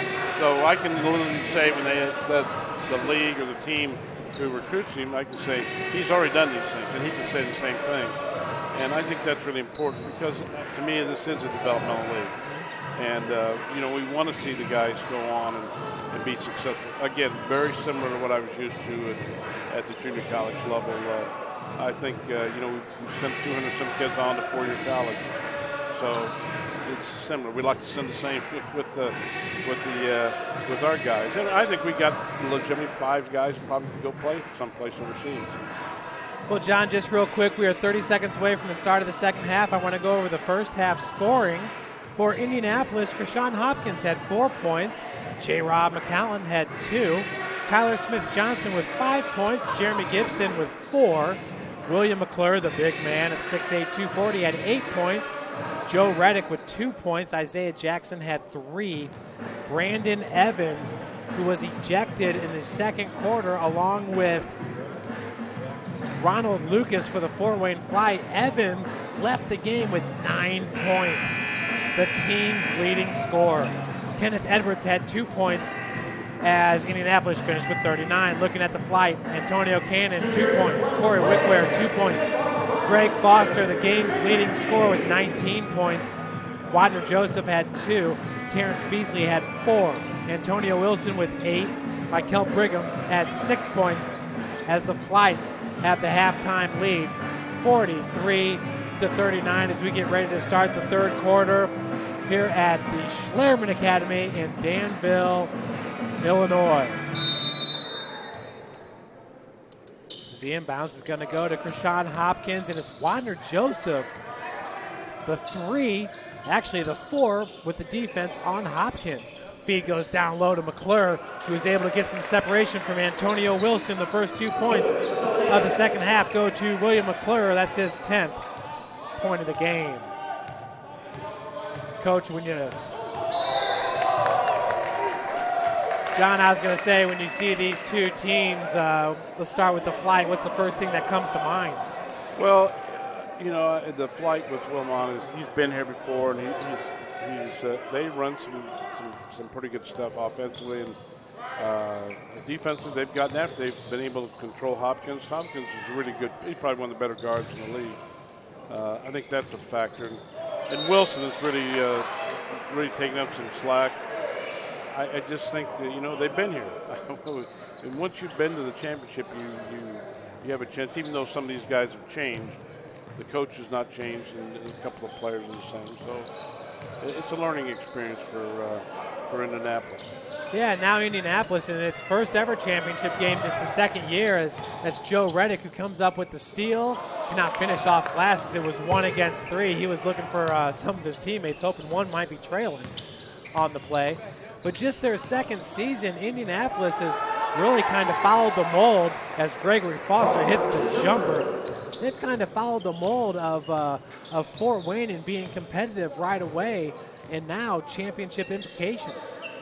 Well, they have. I saw them play last year over in Indianapolis before we got involved in the league. So, they've done a pretty good job. And again, they've got some guys that are, have played Division I basketball, and that's always the key. And some good guys have played, overseas also. Turnover by the Blaze as it's Antonio Cannon now top of the key. Cannon, strong drive, hangs in the air, cannot finish with the right. A tough shot there is 1-on-2 with Antonio Cannon. But I just love the way he can elevate and just hang in the air. Antonio Cannon does such a good job. Well, he played for a good friend of mine, Al Grushkin, who recently has been the assistant coach for the Mad Ants. So Kenneth Edwards with the 2. He now has 4 points in this game as Indianapolis pulls to within 2, 45-43. Good ball movement on the perimeter. Cannon hangs in the air, no foul called. Rebounded by Mcclure. Going the other way is Isaiah Jackson. Nice crossover. Antonio Wilson stays with him, but we do have a foul.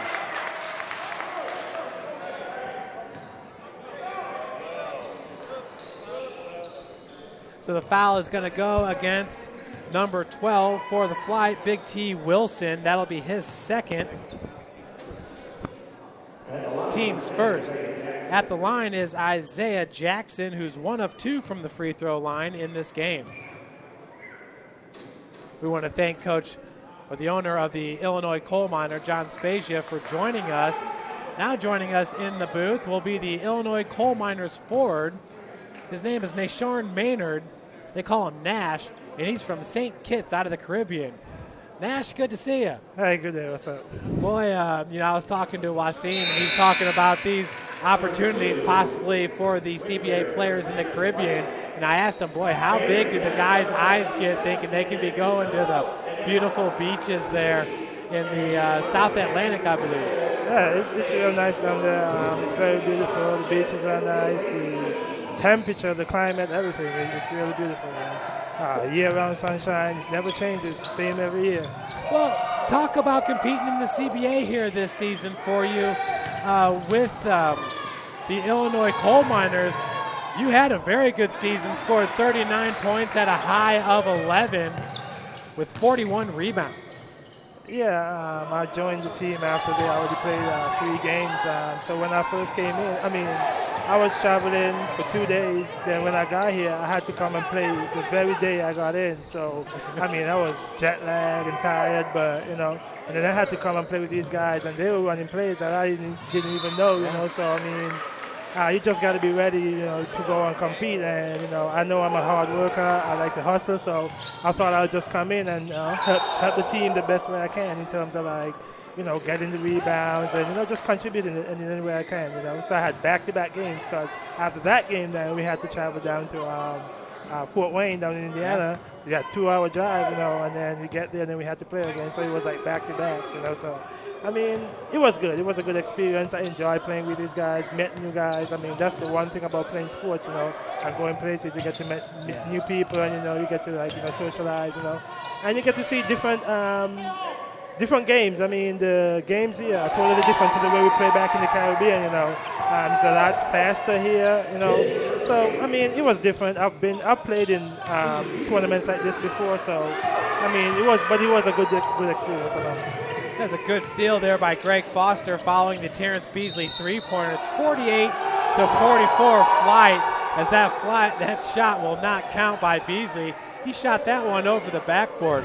So you said the speed here of the game in the United States, much more fast-paced than what you are used to in the Caribbean? Right.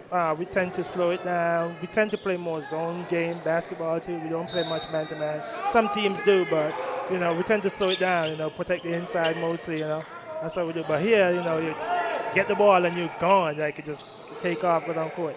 How hard was it for you to adapt to that style of play? I went to the University of Alaska, so it was the similar way. So that's why I said it wasn't as new for me, So, it wasn't that hard, It wasn't that hard for me. That was Isaiah Jackson. Down low with Antonio Wilson. Jackson finishes. That's his 6th point of the game. A beautiful play for number 10. Talk about the University of Alaska Fairbanks. I think a lot of people who watch college basketball know of Duke and North Carolina as Corey Wickware hits the three-pointer for his 5th point. But, yeah, playing at the University of Alaska Fairbanks, who was your main rival? Of course, our main rival was the state team as well, the University of Alaska Anchorage, You could lose every game that season, but that's the one game you are not allowed to lose. You have to go out. You got to find what it takes to win that game. Yeah. That's it.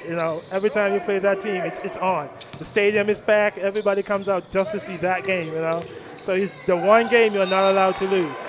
So that's wild. You go from the Caribbean to Alaska. Talk about a climate change. Oh, man. I've never seen snow before until I got to Alaska. And it was nothing but snow, huh? Nothing but snow. And I got there in January, too, so it was really cold. I got off the airplane. I'm still in the airport, and I'm cold. Yeah. And then I was like, Coach, it's cold, when he came to pick me up. And then as soon as he opened the door to go outside, I didn't want to get out because it was cold. As opposed to the coldness, still the difference in the change in the sunlight, the daylight. We were practicing like 3 hours, 4 hours a day, and I go to the gym, it's dark. I wake up in the morning, it's dark. I'm like, what's going on here? We had practice at 11. I'm going in the gym at like 10. It's dark. When I come out of the gym at like 3 o'clock, it's still dark. So I'm like, what's going on? The coach is like, we only get 3 hours of sunlight at this time of the year.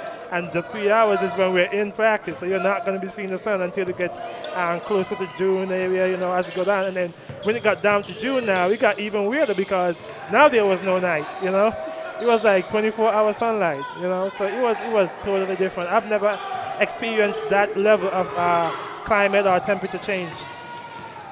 So it was a good experience, though. At least something to tell the grandkids, Absolutely, and a great transition bucket there by Joe Redick as he's fouled by Corey Wickware. Redick will get 2 and will head to the free throw line looking for the and 1. Well, you come from St. Kitts. Tell us about what that area is like. This is the Caribbean. There's a number of islands. Yeah, the Caribbean is a chain of islands. It goes from all the way up to Bahamas, Cuba, come all the way down to like Trinidad and Tobago down in the south, And it's a very beautiful place. All the islands have beautiful beaches, beautiful climate, We have rainforests there. So, there's a lot of things to do when you go down there, Coach John Spazier has been down there many times. I've met him 8 years ago. I was his first trip to St. Kitts, and he's been there every year since, He comes down there for the camps, but I think he comes down there really for the vacation, You don't have to twist his arm, huh? Right. Well, talk about that. You said this is a fast-paced game, obviously, in the United States, some of the best basketball players in the world. How does the players in the Caribbean match up? Can you guys put together a team that could compete with one of these teams? I think we could. There was a team that came down from England, I think, 1 year. It was the Midnight Madness team, and it was a pro team as well. And they came and we put a mixed team from St. Kitts, and we played them, and we won that game. We beat them pretty well. And we had a team, too, that John put together, John Spazier. Coach Spazier put together from St. Kitts, and he brought them up here to play against some other teams throughout the United States, mostly down in Miami, Florida. And it was a really good. I wasn't there at that point. I was in college, but my brother and some other players took part in it, and they had a very good experience. That's awesome. Yeah, some of the guys got to go off to college thanks to John Spazier. He's Reach One Teach One basketball camp that he hosts in St. Kitts every year. And I really appreciate what he does to come down there with Wendell Pemberton to come and help make basketball in St. Kitts a much better sport, and help other kids, get out there, get to college, get an education. And, I think it would be better if it would keep up, and if I think they want to bring CBA down to the Caribbean. I think if they do that, that would be wonderful, both for the CBA and for the Caribbean people, It will boost the tourism, get people to come in and watch games on all the islands, and also help kids to get off to college, get to get people to see them, coaches to see them, get them to get exposure, right? And then even help guys get to the pro level, because there's some guys down there who passed the high school, passed the college, and all they want now is to, play somewhere, play basketball somewhere, because they love the sport so much. And I think that would be a great opportunity if CBA comes down there. Well, Krishan Hopkins gets his 8th point of the game as Fort Wayne leads at 57-54. That was Wickware on the miss. Basketball in the Caribbean, I gotta imagine the most popular sport's cricket. It is the most popular sport down there at this moment. And what has even boosted bigger is the CPL. That's a 2020 cricket, and it's done almost every year and on the different islands. They take it to the different islands. So they have each island represented, bring a team. It doesn't have to be guys from your island. It could be guys from different islands mixing it up. They even invite international guys to come and play. And you go to different islands and you host different parts of the tournament on the different islands. And the atmosphere is spectacular. The crowd, everything, it's awesome. It's awesome. That is yeah. That's something I've never seen. I think a lot of people in the United States have never really seen something like that in a cricket match. But I think it's great that basketball is growing. Is there another sport like football or baseball? There's soccer. Soccer. There's netball. We don't have baseball. No baseball. Yeah. But Cuba. I think they might. Yeah, they have. Yeah. They have it. But we don't have one. Actually, I'm not. What about the Dominican Republic? I think those Spanish countries, Cuba, Dominican Republic, I think they do have it. Okay. Well, that's great. It's neat to see that basketball is growing there, because I'll watch TV and every once in a while there'll be a show like Get a House in the Caribbean. Right. And wow, I can't take my eyes off it. It's just beautiful. It's nice. People come down there every year for vacation, so it's really nice. People take cruises, everything, So it's a very beautiful place to be, And you will enjoy yourself because the people are very friendly, and they want to help you do things, want to help you enjoy yourself and all that. So it's really, really good. Well, that's awesome. Michael Brigham, his pass is going to be intercepted. That's Tyler Smith-Johnson. Krishan Hopkins cannot get the follow, dunk the fall. Corey Wickware is going to be fouled. 57-56. What a game we have right now. Indianapolis is in the bonus with 56.9 seconds remaining. Corey Wickware is going to head to the free throw line to shoot 2. Corey currently with 5 points for the Flite, trying to hold on to this lead.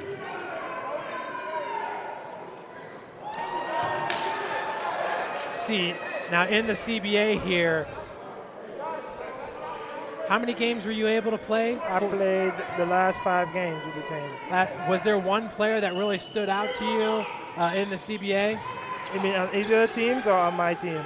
On any of the teams. On my team, Tyrone, he had a very good season. He was very impressive. I mean, the first game I watched him play, I was impressed by him.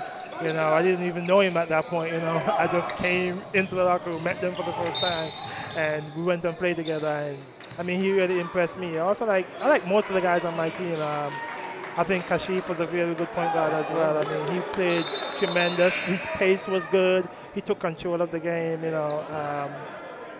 On the other teams, I mean, even on Fort Wayne, I think I'm impressed with their bigs and the way they play. They play really tough, you know. They play really hard. I mean, I like the challenge that they brought to us. There's a lot of good players here. Can't really single out none of the great ones, but there was a lot of good. When we play against Indiana, Hopkins had a very, very, very good game, you know. Did you think that Fort Wayne had the best bigs in the league? Maybe. Out of the teams that we played, possibly. You know, safe answer. Yeah. But and that's Greg.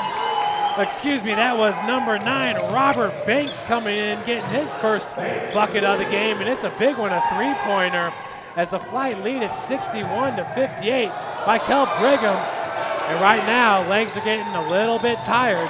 Corey Wickware comes up with the steal, and the lay-in is good for Corey. Just 11 seconds left here in the third. 9.7 seconds, Flite lead at 63-58.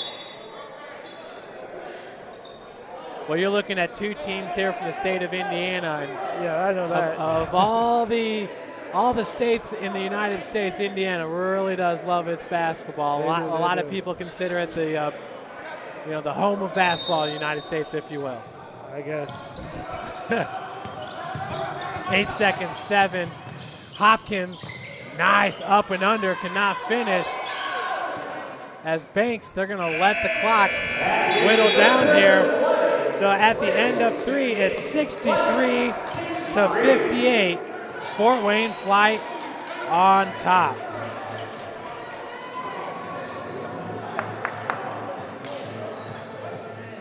Well, Nate Shoren, we thank you so much for joining us in the booth. And we hope you enjoy the rest of your time here, and hopefully we'll see you next year in the CBA playing for the Coal Miners. Hopefully.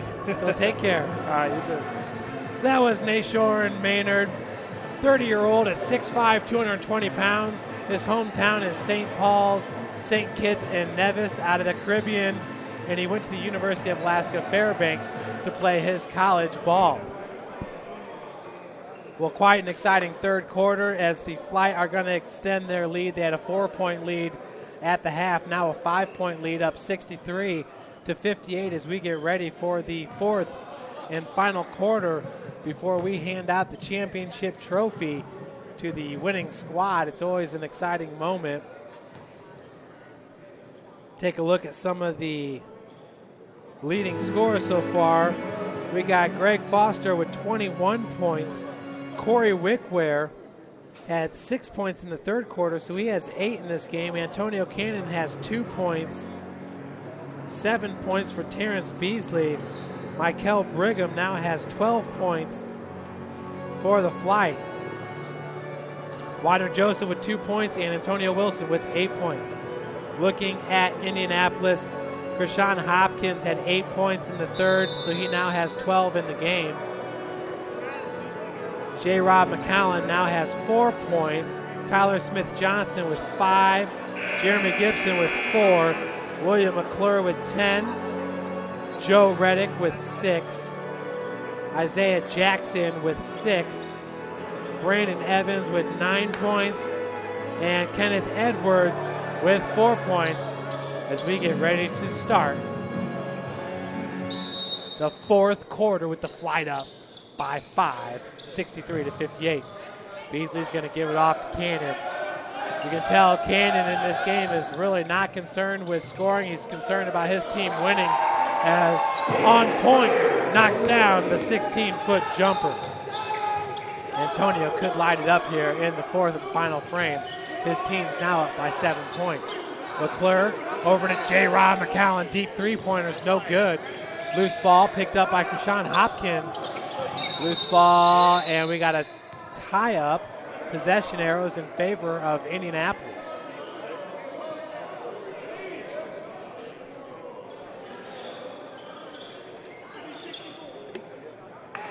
We only put up two. Only put up two. 63.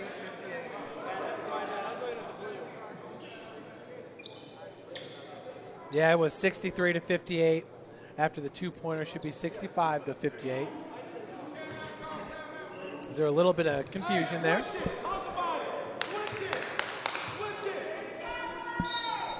So with the inbounds pass will be Krishan Hopkins.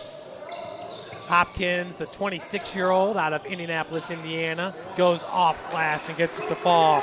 Krishan now has 14 points to lead Indianapolis. Cannon working off the pick by Brigham. Pick and roll. Michael goes off glass. It was 1-on-3, and Brigham finishes. He now has 14 points. Three-point attempt. Smith-Johnson, no good. Tipped out of bounds by the Blaze. Fort Wayne Flite looking to become the first ever team to win back-to-back CBA championships. On the other end of the floor, if Indianapolis were to win this, then Tyler Bibbs would be the first ever or the second ever CBA player to win CBA championships with two different programs. Cannon gets it to Brigham on the elbow. Right hand off glass finishes. Michael Brigham is on fire, folks. Now with 16 points as him and the Flite are starting to take this game over. Loose ball, Hopkins. Right-handed scoop shot's no good, but a blocking foul is going to be called on, I believe, number 9. And it does go on number 9, Robert Banks. Banks, who saw his first action there late in the third quarter.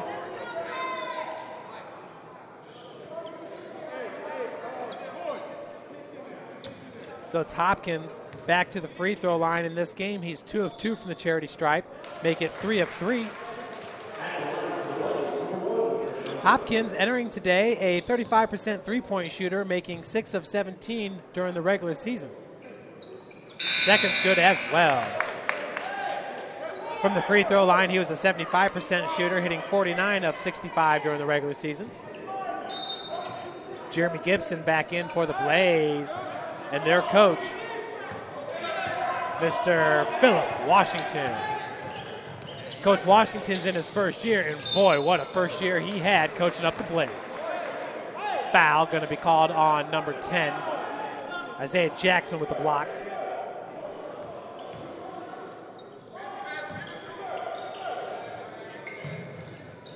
Of course, the coach of the Flite, Roderick Wilmot, in his 4th season with Fort Wayne. He's the CBA's all-time winningest coach. Elbow jumper by Wickware, no good.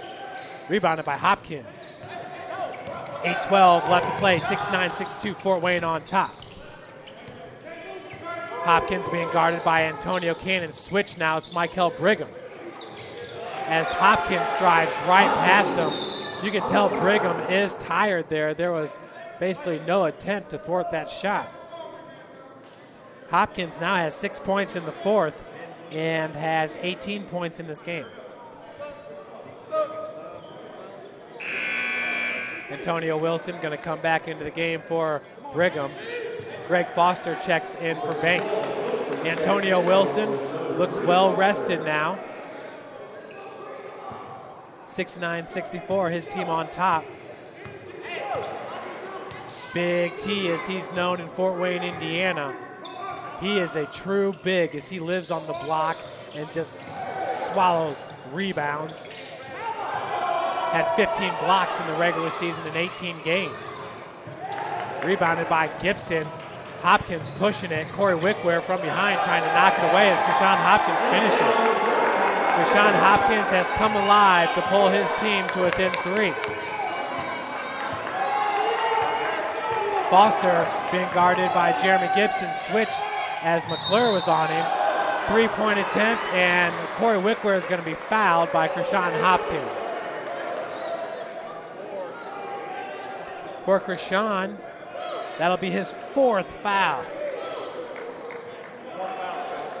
Wickware heads to the free throw line where he's 1 of 2 in this game.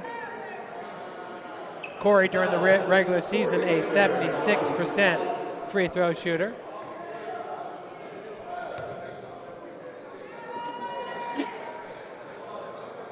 First one is good for Wickware.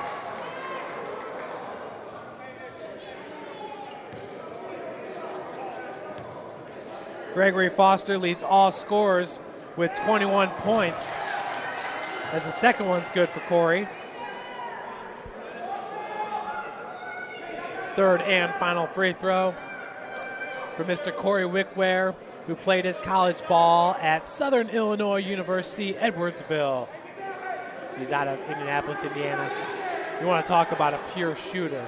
Corey Wickware is phenomenal. He stands 5'10", 160 pounds.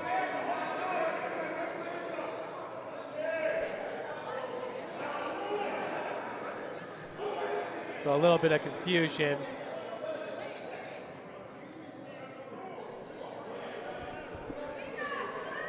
Antonio Wilson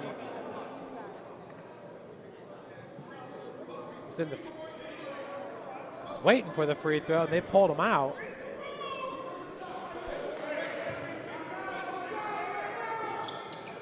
Third free throw's up and in. Wickware now has 11 points. Krishan Hopkins with 20 points. Greg Foster with 21 to lead Fort Wayne. Hopkins cannot get that one to fall. Antonio Wilson and Terence Beasley with the defense. Cannon over the timeline. Antonio gives it up to Beasley. Over to Wickware for a 3. That one's no good. Rebounded by Tyler Bibbs. We'll see if Hopkins can keep the scoring going. Isaiah Jackson, strong take. Cannot get the fall off glass. Jeremy Gibson, turnaround jumper's no good. Rebounded by Wilson. Foster smells the cup. Wow, did you see that? He spun in the air and looked to go up with the right hand off glass and to keep it away from Tyler Bibbs. Bibbs called with the foul. Gregory Foster, just ultra athletic. He is the definition of a basketball player. First free throw attempt for Foster is good. Greg now with 22 points in this game. 2 more points than Krishan Hopkins for Indianapolis. Second free throw. Knocks it down. Fort Wayne goes up 73-66 with 6:37 left to play here in the fourth quarter. Terrence Beasley's going to check out. Wadner Joseph back into the game for the Flite. Wadner Joseph from Miami, Florida. Dade County guy. Tyler Bibbs logged 3-pointers left short. Now is knocked out of bounds by Jeremy Gibson. Possession to Fort Wayne.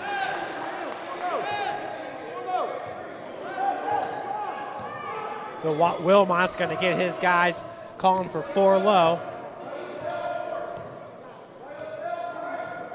Then the lane's completely wide open for Greg Foster. Working against Isaiah Jackson with the left hand. Gives it up to Antonio Wilson. Baseline jumper's no good. Rebounded by Will Mcclure. Isaiah Jackson. And they're going to call a blocking foul on, I believe, Wadner Joseph, number 8, and it is. But Jackson also threw the elbow right there. A lot of times the refs, when they see the offensive player initiating, will call it on an offensive player, but it goes on number 8, Wadner Joseph. His third. Tyler Bibbs going to take a breather for the Blaze as Joe Redick comes back in. Redick's been fantastic in the second part of the season for Indianapolis. Down low, Mcclure cannot finish. Contested by Big T Antonio Wilson as the loose ball is knocked out of bounds by Jackson. Possession to the Flite.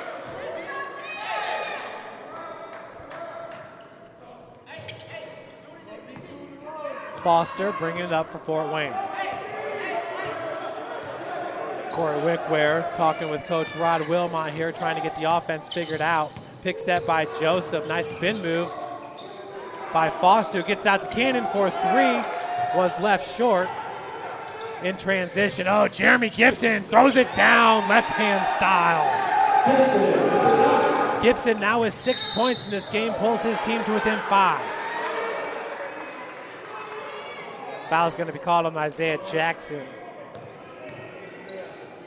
For Jackson, that'll be his 4th.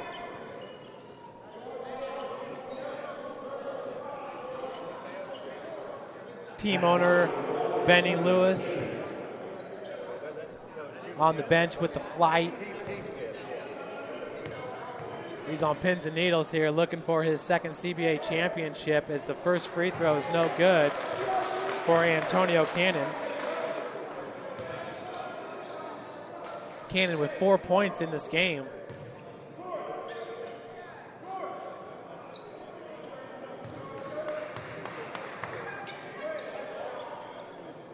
Second free, one more free throw coming up for Antonio Cannon.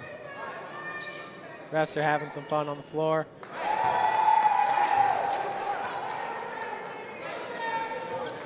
So Cannon knocks him down 74-68. Now your score. Hopkins fouled from behind. It's going to be called on number 12, Antonio Wilson.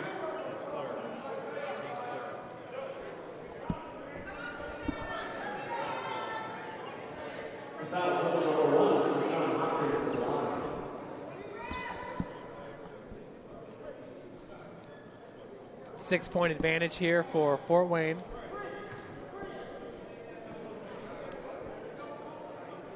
At the free throw line is Krishan Hopkins. Big T Wilson now has 3 fouls for the Flite. Hopkins' first free throw's up and in. Krishan is a perfect 5 of 5. He now has 21 points. Hopkins, a 75% free throw shooter during the regular season, knocking down 49 of 65. He's a perfect 6 of 6 from the charity stripe and is tied with the game high. 22 points. He's tied with Greg Foster, who has the ball right now for the Flite. Joseph for 3. He had 3 yesterday. Knocks it down. A huge three-pointer for Wadner Joseph, who now has 5 points. 77-70 is your score. Fort Wayne on top. Hopkins cannot get the finger roll. Jackson's putback is good on the second attempt. Isaiah Jackson now has 8 points. Cannon's over the timeline.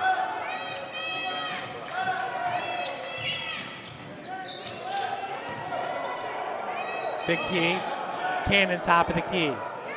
9 seconds on the shot clock. Cannon rises up just inside the arc. A long two-pointer. Antonio Cannon now with 7 points in this game. Jackson, reverse lane's good. Isaiah Jackson now with 10 points. His team's down by 5. Foul called on Corey Wickware, an offensive foul. I don't know if that was an illegal screen. Nonetheless, a huge, huge loss of possession there for the Flite as Wickware pulls up his second. Then Krishan Hopkins drains the triple with Wadner Joseph in his face. 25 points, a game high for Krishan Hopkins. And a block shot by Will Mcclure on Antonio Cannon. On the other side, whoa! Big T Wilson with the swat. They're going to call number 12 with his 4th foul. Joe Redick slow to get up. Sure do hope he's okay. Blaze already playing without Brandon Evans.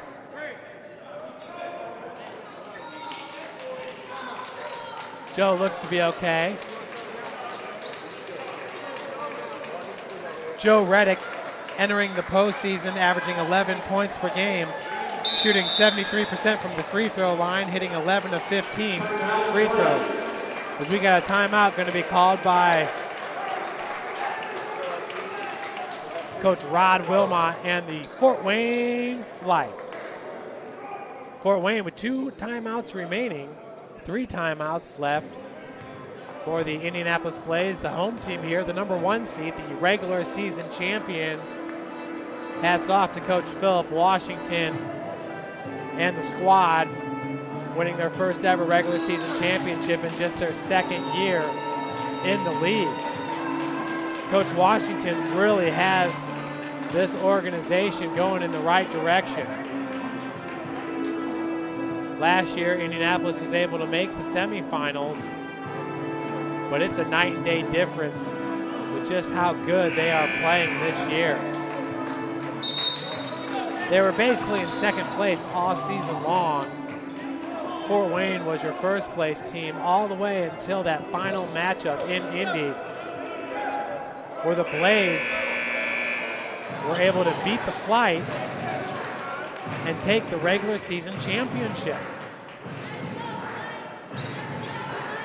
Indianapolis finishing with a 6-2 regular season record, while Fort Wayne finished with a 5-3 regular season record.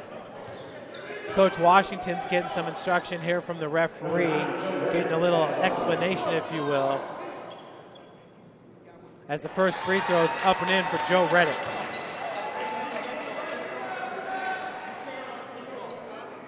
Redick is now 1 of 2 from the charity stripe with 7 points.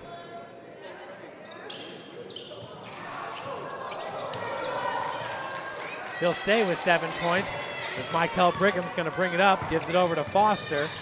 Foster being guarded by Redick. Redick playing some tight D. Foster drives right past him.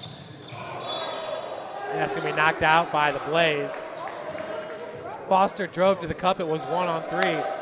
He wisely tried to give it up to his teammate, but there was another Blaze defender in the area. It's like 2-on-4 is congested down there on the block. Brigham gives it to Foster up top. 4 seconds on the shot clock. A deep three-pointer. Nearly was wedged between the rim and the backboard. Now in transition, Jeremy Gibson throws it down. His 2nd dunk of the game. Cannon looking to shake Isaiah Jackson. Picks up his dribble. Gibson's got the defense. Gibson knocks it away, but Cannon was able to regroup and hits the bunny. Antonio now has 7 points in the 4th, 9 points in this game. Hopkins, he's been quiet as of late. Mcclure down low is going to be fouled. He'll head to the free throw line looking for 2. Foul goes against Michael Bigham.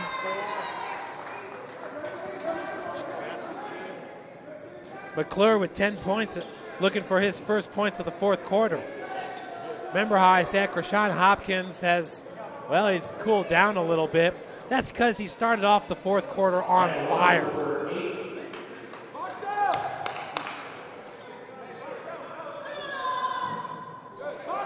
As the first free throw is no good by Mcclure. 13 points for Krishan Hopkins to start the 4th quarter. He now has a game-high 25 points. Greg Foster is right behind him with 23 points. Mcclure makes 1 of 2. So Coach Philip Washington's going to take a timeout here with 2:44 left to play in regulation as we are tied at 81. Can you believe this? Abraham Ahmad. What a great game. Your thoughts? It's a close matchup. We knew this was going to come down to this. Previous games were kind of blowouts, and this one, as Coach Wilmot said, comes down to defense and comes down to who's going to get the stop. Abraham, can you tell us what your role is with the Central Basketball Association? I handle all media, which involves social media, website, media relations, reaching out to players, creating content for social media and the press. And how has your experience been, because you're also a college student, is that correct? Yes. And where do you go to school? George Mason University in Fairfax, Virginia. Okay, that's excellent. I believe you're a computer science major. So do you feel like this has been a good experience, some good work experience to go with your college degree? Of course. And, I like to get my foot in the door in multiple areas. And, being involved in sports has always been my hobby, and I feel like it's a good experience. Well, that's excellent. So that's Abraham Ahmad, who brought you the pregame interviews. Also, for today's game, he's going to get some postgame reactions for you as well. He's been doing a great job keeping up with the scoreboard. And folks, get on the CBA's Facebook page. You'll see all these awesome graphics that Abraham has been able to put together this year. Really cool stat graphics that show you, basically, they break down all the games in the CBA. Foster cannot hit. Mcclure with the board. 2:29 left to play. We are tied at 81. Isaiah Jackson too strong off glass as possession's going to go to Fort Wayne. Jackson looking for a foul. Jeremy Gibson was looking for the follow putback jam. Holy cow, what a game we have here at the Schlerman Academy. Reminds you of the championship of 2 years ago when it was the Bowling Green Hornets winning it at the buzzer 97-95, beating the Fort Wayne Flite. Wickware for three, and it rims in. Corey Wickware now has 6 points in the fourth, 14 in this game, and jumps on the loose ball.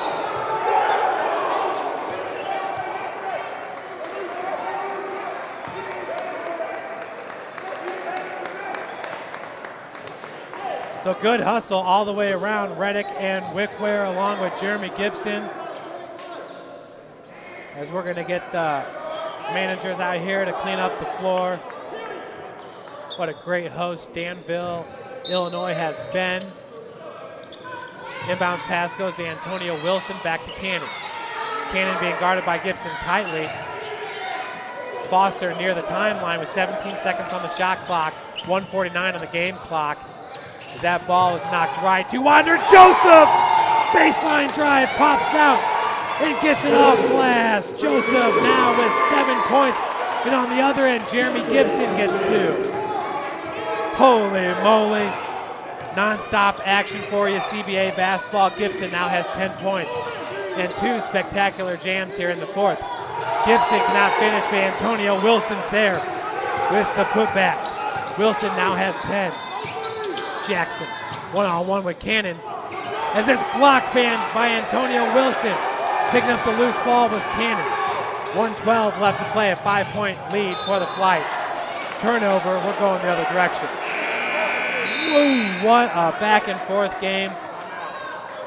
I feel like I'm as tired as Wander Joseph is down there on the floor. Jackson's talking with the ref, getting some clarifications.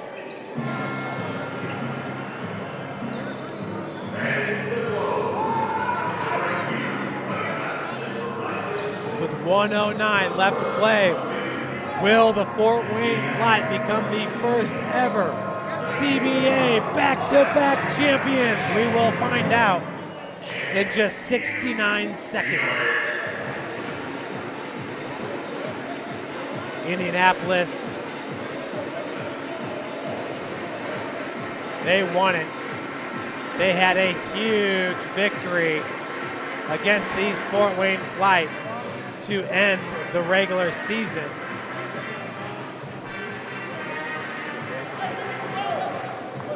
Flite were once up by 16 in that game. Blaze came back and won it 110-94, then beat Mississippi yesterday 96-73. Folks, let's take a look at the past CBA champions back in 2013. The St. Louis Hawks beat Bowling Green Hornets 107-97. In 2014, the Middle Tennessee Storm beat the St. Louis Hawks 106-103. In 2015, the Bowling Green Hornets beat the Fort Wayne Flite 97-95. Then last year it was the Fort Wayne Flite rolling over Middle Tennessee 110-83. Who will be the 5th CBA champion? We will find out here momentarily. Approaching 1 minute left to play in the frame. Joe Redick driving baseline. Hopkins all alone in the corner for three, knocks it down. Rashawn Hopkins now with a game high 28 points. Flite with a 2-point lead, 88-86 with 56.1 seconds remaining.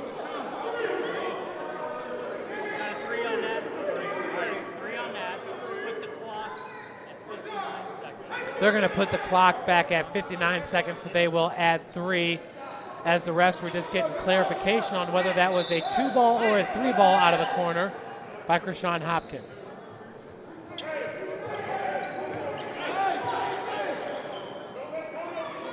Wadden Joseph will inbound it to Foster. 24-second shot clock. 55 on the game. Foster left-hand dribble. Finds Cannon, who's going to drive from the wing. Has his shot blocked by Mcclure in the air. But a good job by Joseph corralling the loose ball. Now Foster from 14. No good. Wilson with the putback. Gets it to fall, and a foul on Redick.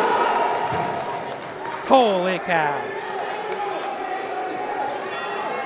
So for Big T, that is his 12th point of the game.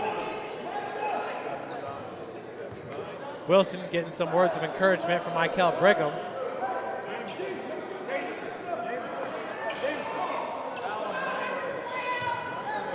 Big T is going to look to complete the three-point play here in his first trip to the free throw line.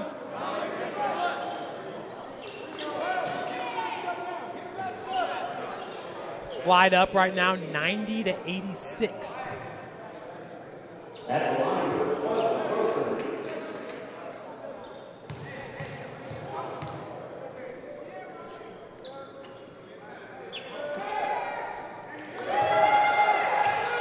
Second one's good as well, so that will extend the lead to 5 points for the Flite. Big T now with 13 points, nearly gets a swat there as Hopkins can't finish.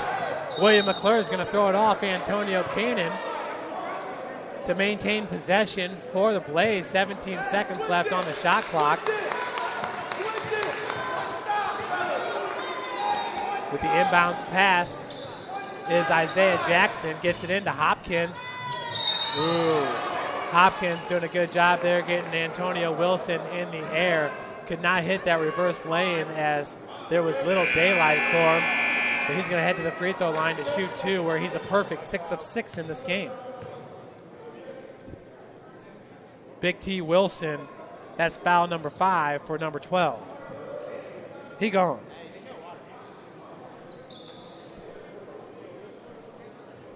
Coming into the game for Big T, it's going to be Terence Beasley, number 11, the spark plug. Beasley, just 27 years old, 6'6", 220 pounds. He's from Pensacola, Florida. You can play ball, folks. Hopkins' first free throw attempt is good. Rashawn Hopkins has a game-high 29 points. Second attempt. No good. Rebounded by Wadner Joseph. 91-87. 4-point advantage, 25 seconds left. Gibson going to be called with the foul.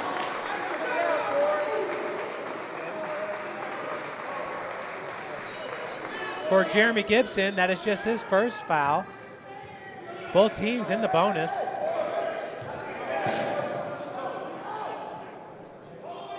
Wickware at the free throw line. Corey is 4 of 5 from the charity stripe. He has 14 points.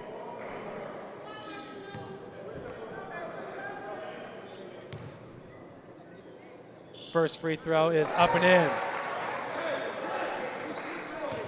Wickware, the sharpshooter from SIU Edwardsville. The Salukis. Second one's good as well. For Corey Wickware, he now has 16 points. Redick, three-pointer, and he's fouled. Oh, no. Beasley fouls him. So three free throws coming up for Joe Redick, and Joe Redick is fantastic from the charity stripe. He did miss his last free throw. He's actually 1 of 3 in this game from the free throw line. But on the season, Redick's a 73% shooter in limited attempts. 8-game regular season for the CBA teams, as the first one is good.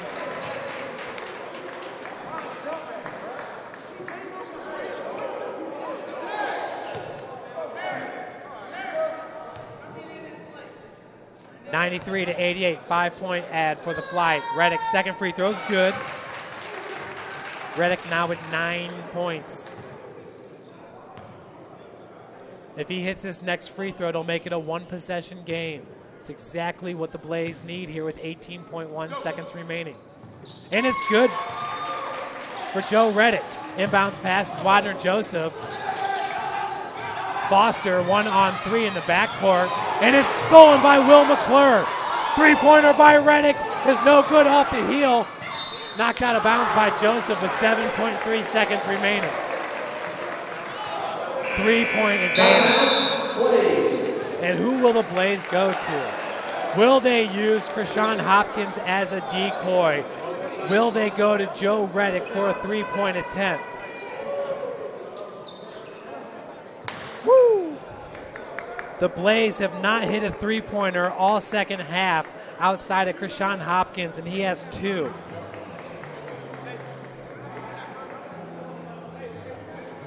Krishan Hopkins, the only Indianapolis player to hit a three-pointer in the second half. Tyler Smith-Johnson hit one in the first half. Those are the only 2 players that hit a three-pointer for the Blaze. Coach Wilmot saying once his guys get set, he wants a timeout. Coach Wilmot, the veteran coach in his 4th season with the Flite. The CBA's all-time winningest coach is Rod Wilmot, the former Indiana University baller. Coach Wilmot also is from the state of Florida, and I believe he's Indiana University's all-time three-point shooter.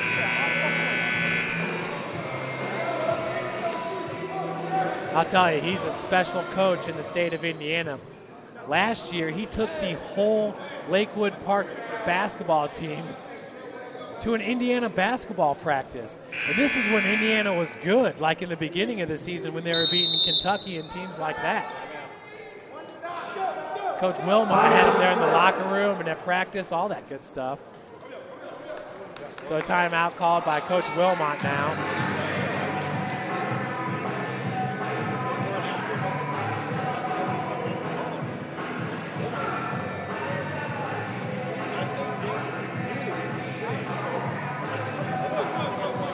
What a game. Looks like Michael Brigham's going to check back in, the Danville, Illinois native.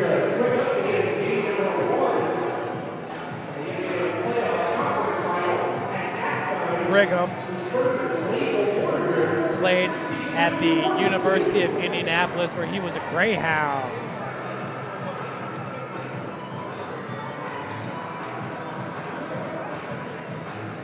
Indianapolis comes out of the break first. They've got Redick, Krishan Hopkins, Isaiah Jackson, Jeremy Gibson, and Will Mcclure. Fort Wayne comes out with Wadner-Joseph, Michael Brigham, Antonio Cannon, Greg Foster, and Corey Wickware. Jackson looks to inbound it. Wadner-Joseph had a push there on Michael Brigham right before the start. Jeremy Gibson, nice baseline jumper there. Got that shot off about 1 second, and then they're going to foul Greg Foster right away. I really like that call there by Coach Philip Washington, as he's only had 2 guys make a three-pointer all game long. Isaiah Jackson's going to be called with the foul.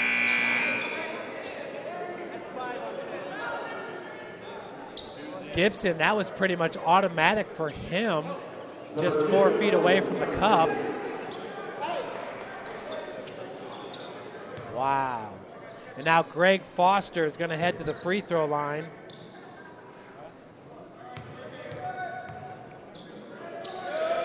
Foster is 3 of 4 from the charity stripe, make it 4 of 5.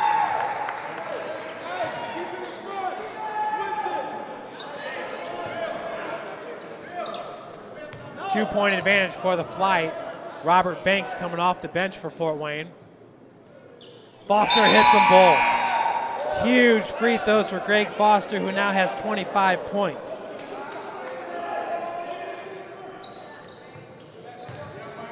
Krishan Hopkins leads all scores to 29. Inbounds pass was knocked out of bounds by Corey Wickware. We have 4.4 seconds remaining, folks. 4.4 seconds. And a 3-point advantage for the Fort Wayne Flite. Gibson gets it back over to Redick. 3, 2, 1. Redick, the three-pointer's off and no good. The Fort Wayne Flite win it. Back-to-back CBA champions here over the Indianapolis Blaze, 95-92. Congratulations to the owner of the Fort Wayne Flite, Benny Lewis, and to the coach of the Fort Wayne Flite, Roderick Wilmot, on back-to-back CBA championships. Outstanding job done by Fort Wayne, as they will get set to hoist their CBA championship trophy.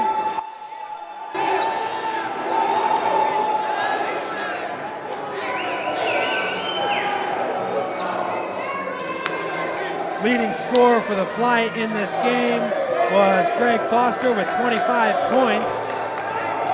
Corey Wickware ended the game with 16 points.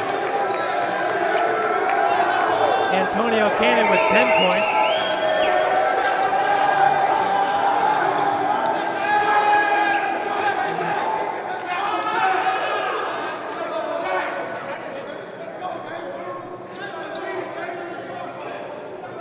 As we're getting ready for the trophy presentation.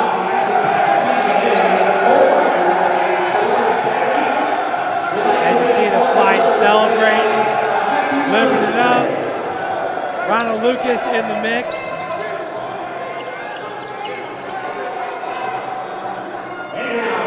CBA intern Abraham Ahmad is going to head down and get some post-game celebrations.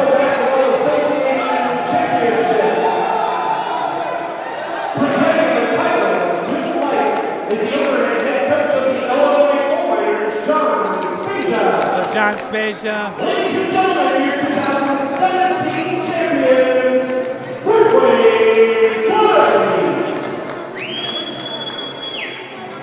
Fort Wayne Flite getting ready to hoist the trophy here with Benny Lewis, the owner of the Flite.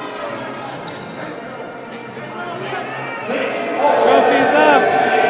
First ever back-to-back CBA champion, Fort Wayne Flite.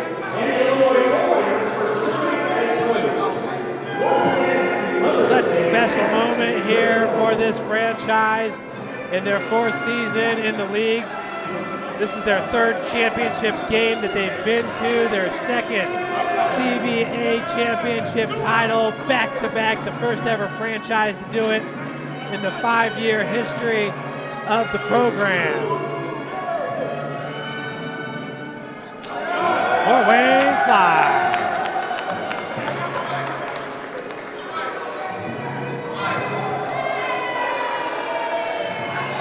Krishan Hopkins ended the game with 29 points. That led all scorers. So I'm going to figure out the point totals here.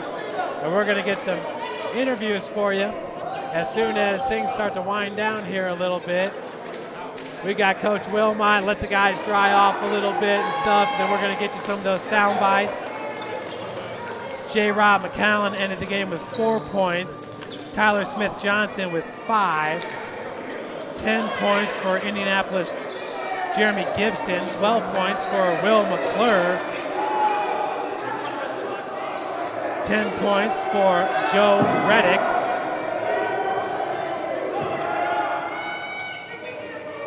Flite, everybody's going to go get their phones so they can go get a video and a picture.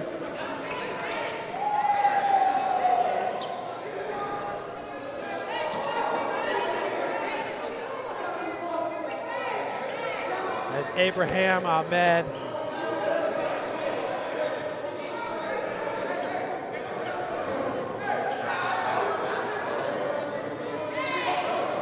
also for Indianapolis, it was Isaiah Jackson with 10 points. Brandon Evans finished with 9 points. Kenneth Edwards with 4 points. As we are all set, we're going to give you the CBA champion coach, Rod Wilmot. I'm with Coach Wilmot right now. Congratulations, Coach. Big victory today. How would you say how would you say that your guys performed today, and were you satisfied with today's victory? Man, we played. Hats off to Indianapolis. They had a great season. They played extremely hard. Man, we just had that. We had that championship vibe. You know, like we've been there before. I mean, Greg stepped up to the line, hit some big free throws for us, big T, big putbacks. We didn't panic when they went up one with like a minute and 9 seconds left. We just stayed what we were doing, and we executed, listened to the game plan, and, you know, we came out there victor. I can't be more proud of these guys. And it went back-to-back, that's something special, man, something special. When it comes down to the wire, a lot of guys have the jitters, the nerves. How do you calm the guys down and make sure they stay focused? Just tell them to stay engaged, stay in the moment, because it's the biggest thing. Understand what you're doing for this possession. Don't think about when the clock's not at 0 yet. Think about what you got to do with this possession not to mess it up. And that's exactly what we did. You know, we had a little mishap right there with the foul, but at the end of the day, we stuck together and we pulled through and got our second one back to back. Now, when you have guys that are having foul trouble or taking composure, how do you get them back on track? You just tell them, look, you got to forget about it. Learn from your mistake and keep playing the game the way the game is supposed to be played. But at the end of the day, these guys really stuck together and they wanted it. And it's the greatest thing. Winning back to back, man, it's something special. Of course. Coach Wilmot with us. Thank you, Coach. And once again, congratulations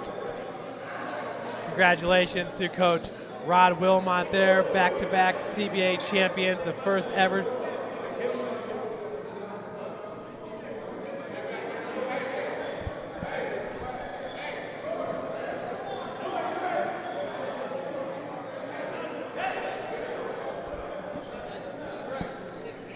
Looks like they're going to get some more pictures, and we're going to get Greg Foster here in a second. But I'm going to go through the rest of the scoring here. For the Flite, Antonio Cannon finished with 10 points. Corey Wickware with 16 points. Greg Foster had a team-high 25 points. It was Wadner Joseph with 7 points. Terence Beasley with 7. Antonio Wilson with 13. And Michael Brigham with 16 points. And Robert Banks chipping in 3 points as well for your back-to-back CBA champion, Fort Wayne Flite. As now we have Greg Foster, the Fort Wayne Flite. Game high, 25 points, Greg. Man, the emotions are running high right now. What does this victory mean to you? It means a lot, especially if to come back and play with guys that are like my brother. I haven't been here with them all season. I come back and I feel right back in with them. And it's fun, man. Our big thing is we always saying stay together. We're a family, and that's what it feels like. To come back and win, it's literally like playing with your family. It's a really special moment. I come back and play with those guys anytime. So it seems like your team chemistry, even though you came in later in the season, is still strong. Yeah, it's strong. They look at me like I'm their point guard, so I just try to stick up to it and be that. I'm the piece that I pass the ball some games a lot, and some games I score. It's whatever they want out of me, man. It's all a team thing. It's all fun. I spoke to Coach Wilmot about the nerves when it comes down to the wire. How did you handle it, and what did you say in the huddle? I just told everybody to stay together. When we got in the huddle, we said we're going to win this. We just got to stay together. We've been here before. Rod stresses a lot that we've been here before, and we're veteran guys. So with us being veteran guys and winning before, this shouldn't be hard. This should be easy, So when we were there, we've been here. Like I said, we've been here before. So when it comes down to the last plays, we just did what we had to do. So for the newer guys who have not been in this environment before, how do you carry out that experience to them? It seemed that everybody embraced it. When I first got here, I just kept stressing, stay together, stay together. And the one thing that I love when the guys are on the bench or the guys that haven't been here, they embrace and they look to us to lead. So with them looking to us to lead, it was really easy because it seemed like when we would say something, everybody would gel together. And it was, if you notice, everybody smiling, and it was fun. Of course, Coach Greg, congratulations. Good luck. And that was Greg Foster, who came in and had a team high 25 points. And we got Wadner Joseph. We got Wadner Joseph now with Abraham Ahmad, and we got Benny Lewis coming up here. So we're going to get a couple more guys. Stick with us.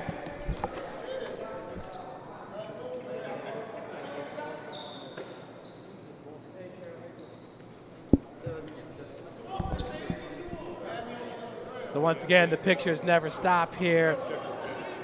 And coming into the booth here is the owner of the Fort Wayne Flite. It's Benny Lewis. Benny's got his hands full with towels and jerseys, and we're going to hear from Wadner Joseph. I'm with Wadner Joseph here. You're one of the older guys in this team. You have the experience. How do you relate to the newer, younger guys in this team? With the newer guys, the main thing was staying together. All right, when we brought ourselves together, I think that was the key, staying together. All right, I know Cannon, me, Tone, Greg, Corey, we were the core nucleus, but those new guys brought something that we couldn't do. They brought a lot of speed to our team. I spoke to Greg about this, but when it comes down to the wire in the huddle, what do you tell those guys?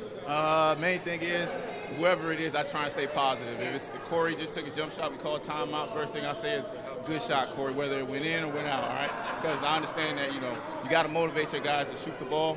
Once we, as you've seen the game before, once we shoot the ball, give everybody confidence, that ball just start going in. Everybody going to play both ends of the court, not just one end when it comes to shooting. The same goes for when the opposing team scores. Keep the guys positive, correct? Yeah, same thing. All right, if a great contest and the ball goes in, you got to understand they just like us. They're good shooters. Especially to keep a lot of them out of the paint was real tough today. All right, a lot of fouls going on. But the main thing was that everybody had to stay locked in when it came to defense and rebound that ball. All right, that's where I think they hurt us real big was rebounding the ball. All right, man. Thank you very much. Congratulations. Can I give a shout out? Give a shout out to my moms because it is Mother's Day and all my family. Thanks.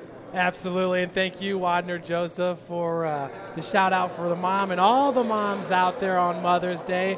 With me is Benny Lewis, a proud owner. First ever back-to-back CBA champions. It's been 4 years, Benny, and what a ride it's been. How you feeling right now? I'm feeling really, really good.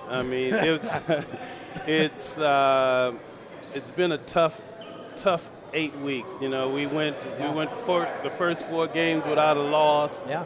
Then when we went out onto the road, people started using us as their actual little whooping boys. We took a loss here in Illinois, and then we took another loss in Baltimore, and we were facing possibly not even making the playoffs. So it's a different team. We took us some time to gel together. We had a mix, and we were just constantly, Coach and I were constantly trying to work out exactly who were going to be the players that were going to be able to help us. We sectioned it out a lot. During the game and bringing guys in that were playing, just excellent minutes and playing their roles and things like that. And we found a way. And we came out victorious. You certainly did. Right before this game started, there was a special moment on the bench. I saw Wadner Joseph. I saw Antonio Cannon. I saw Coach Wilmot. I saw the guys, Ronald Lucas, the originals. Right. The guys that were here when the team was taking, some tough losses early on. Correct. In 2014.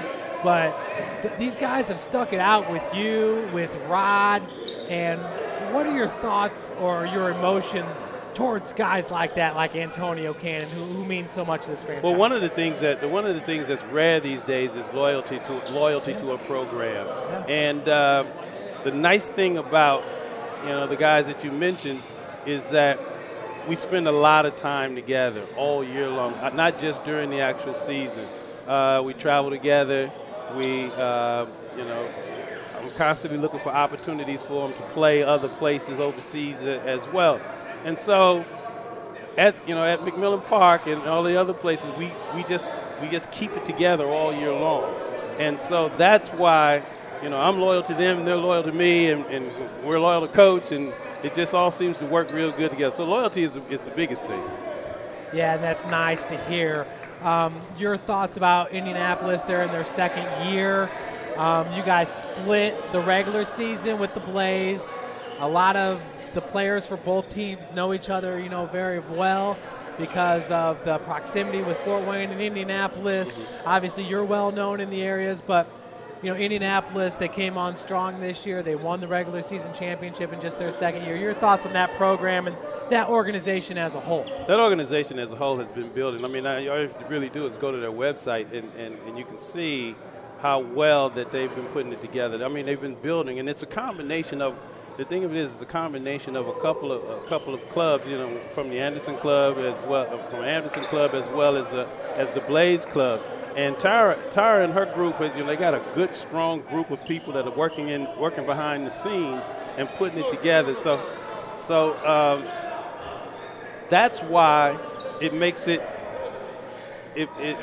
a tough opponent. And Indianapolis, they could put another 10 or 12 ball players together and be just as strong. It's just a hotbed for basketball players, and so it's building, and that's why they were able to grow so fast. Yeah.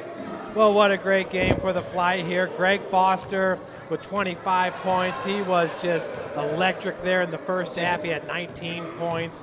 Kershawn Hopkins came up large in the fourth quarter for Indianapolis. But any last thoughts for you, Benny, as we're getting ready to depart Danville, Illinois, back for Fort Wayne? I just know that the CBA is just growing and growing and growing every year, and the competition is getting tougher and tougher and tougher.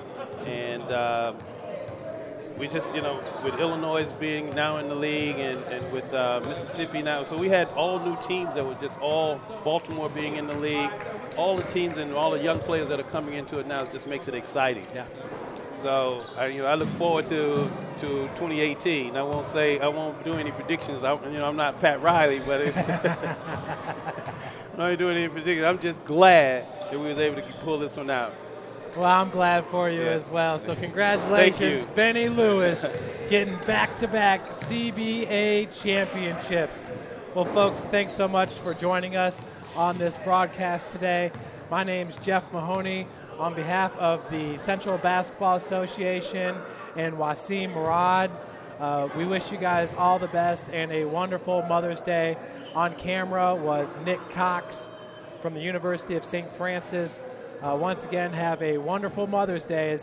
It was Fort Wayne winning back-to-back CBA championships 95-92 over the Indianapolis Blaze.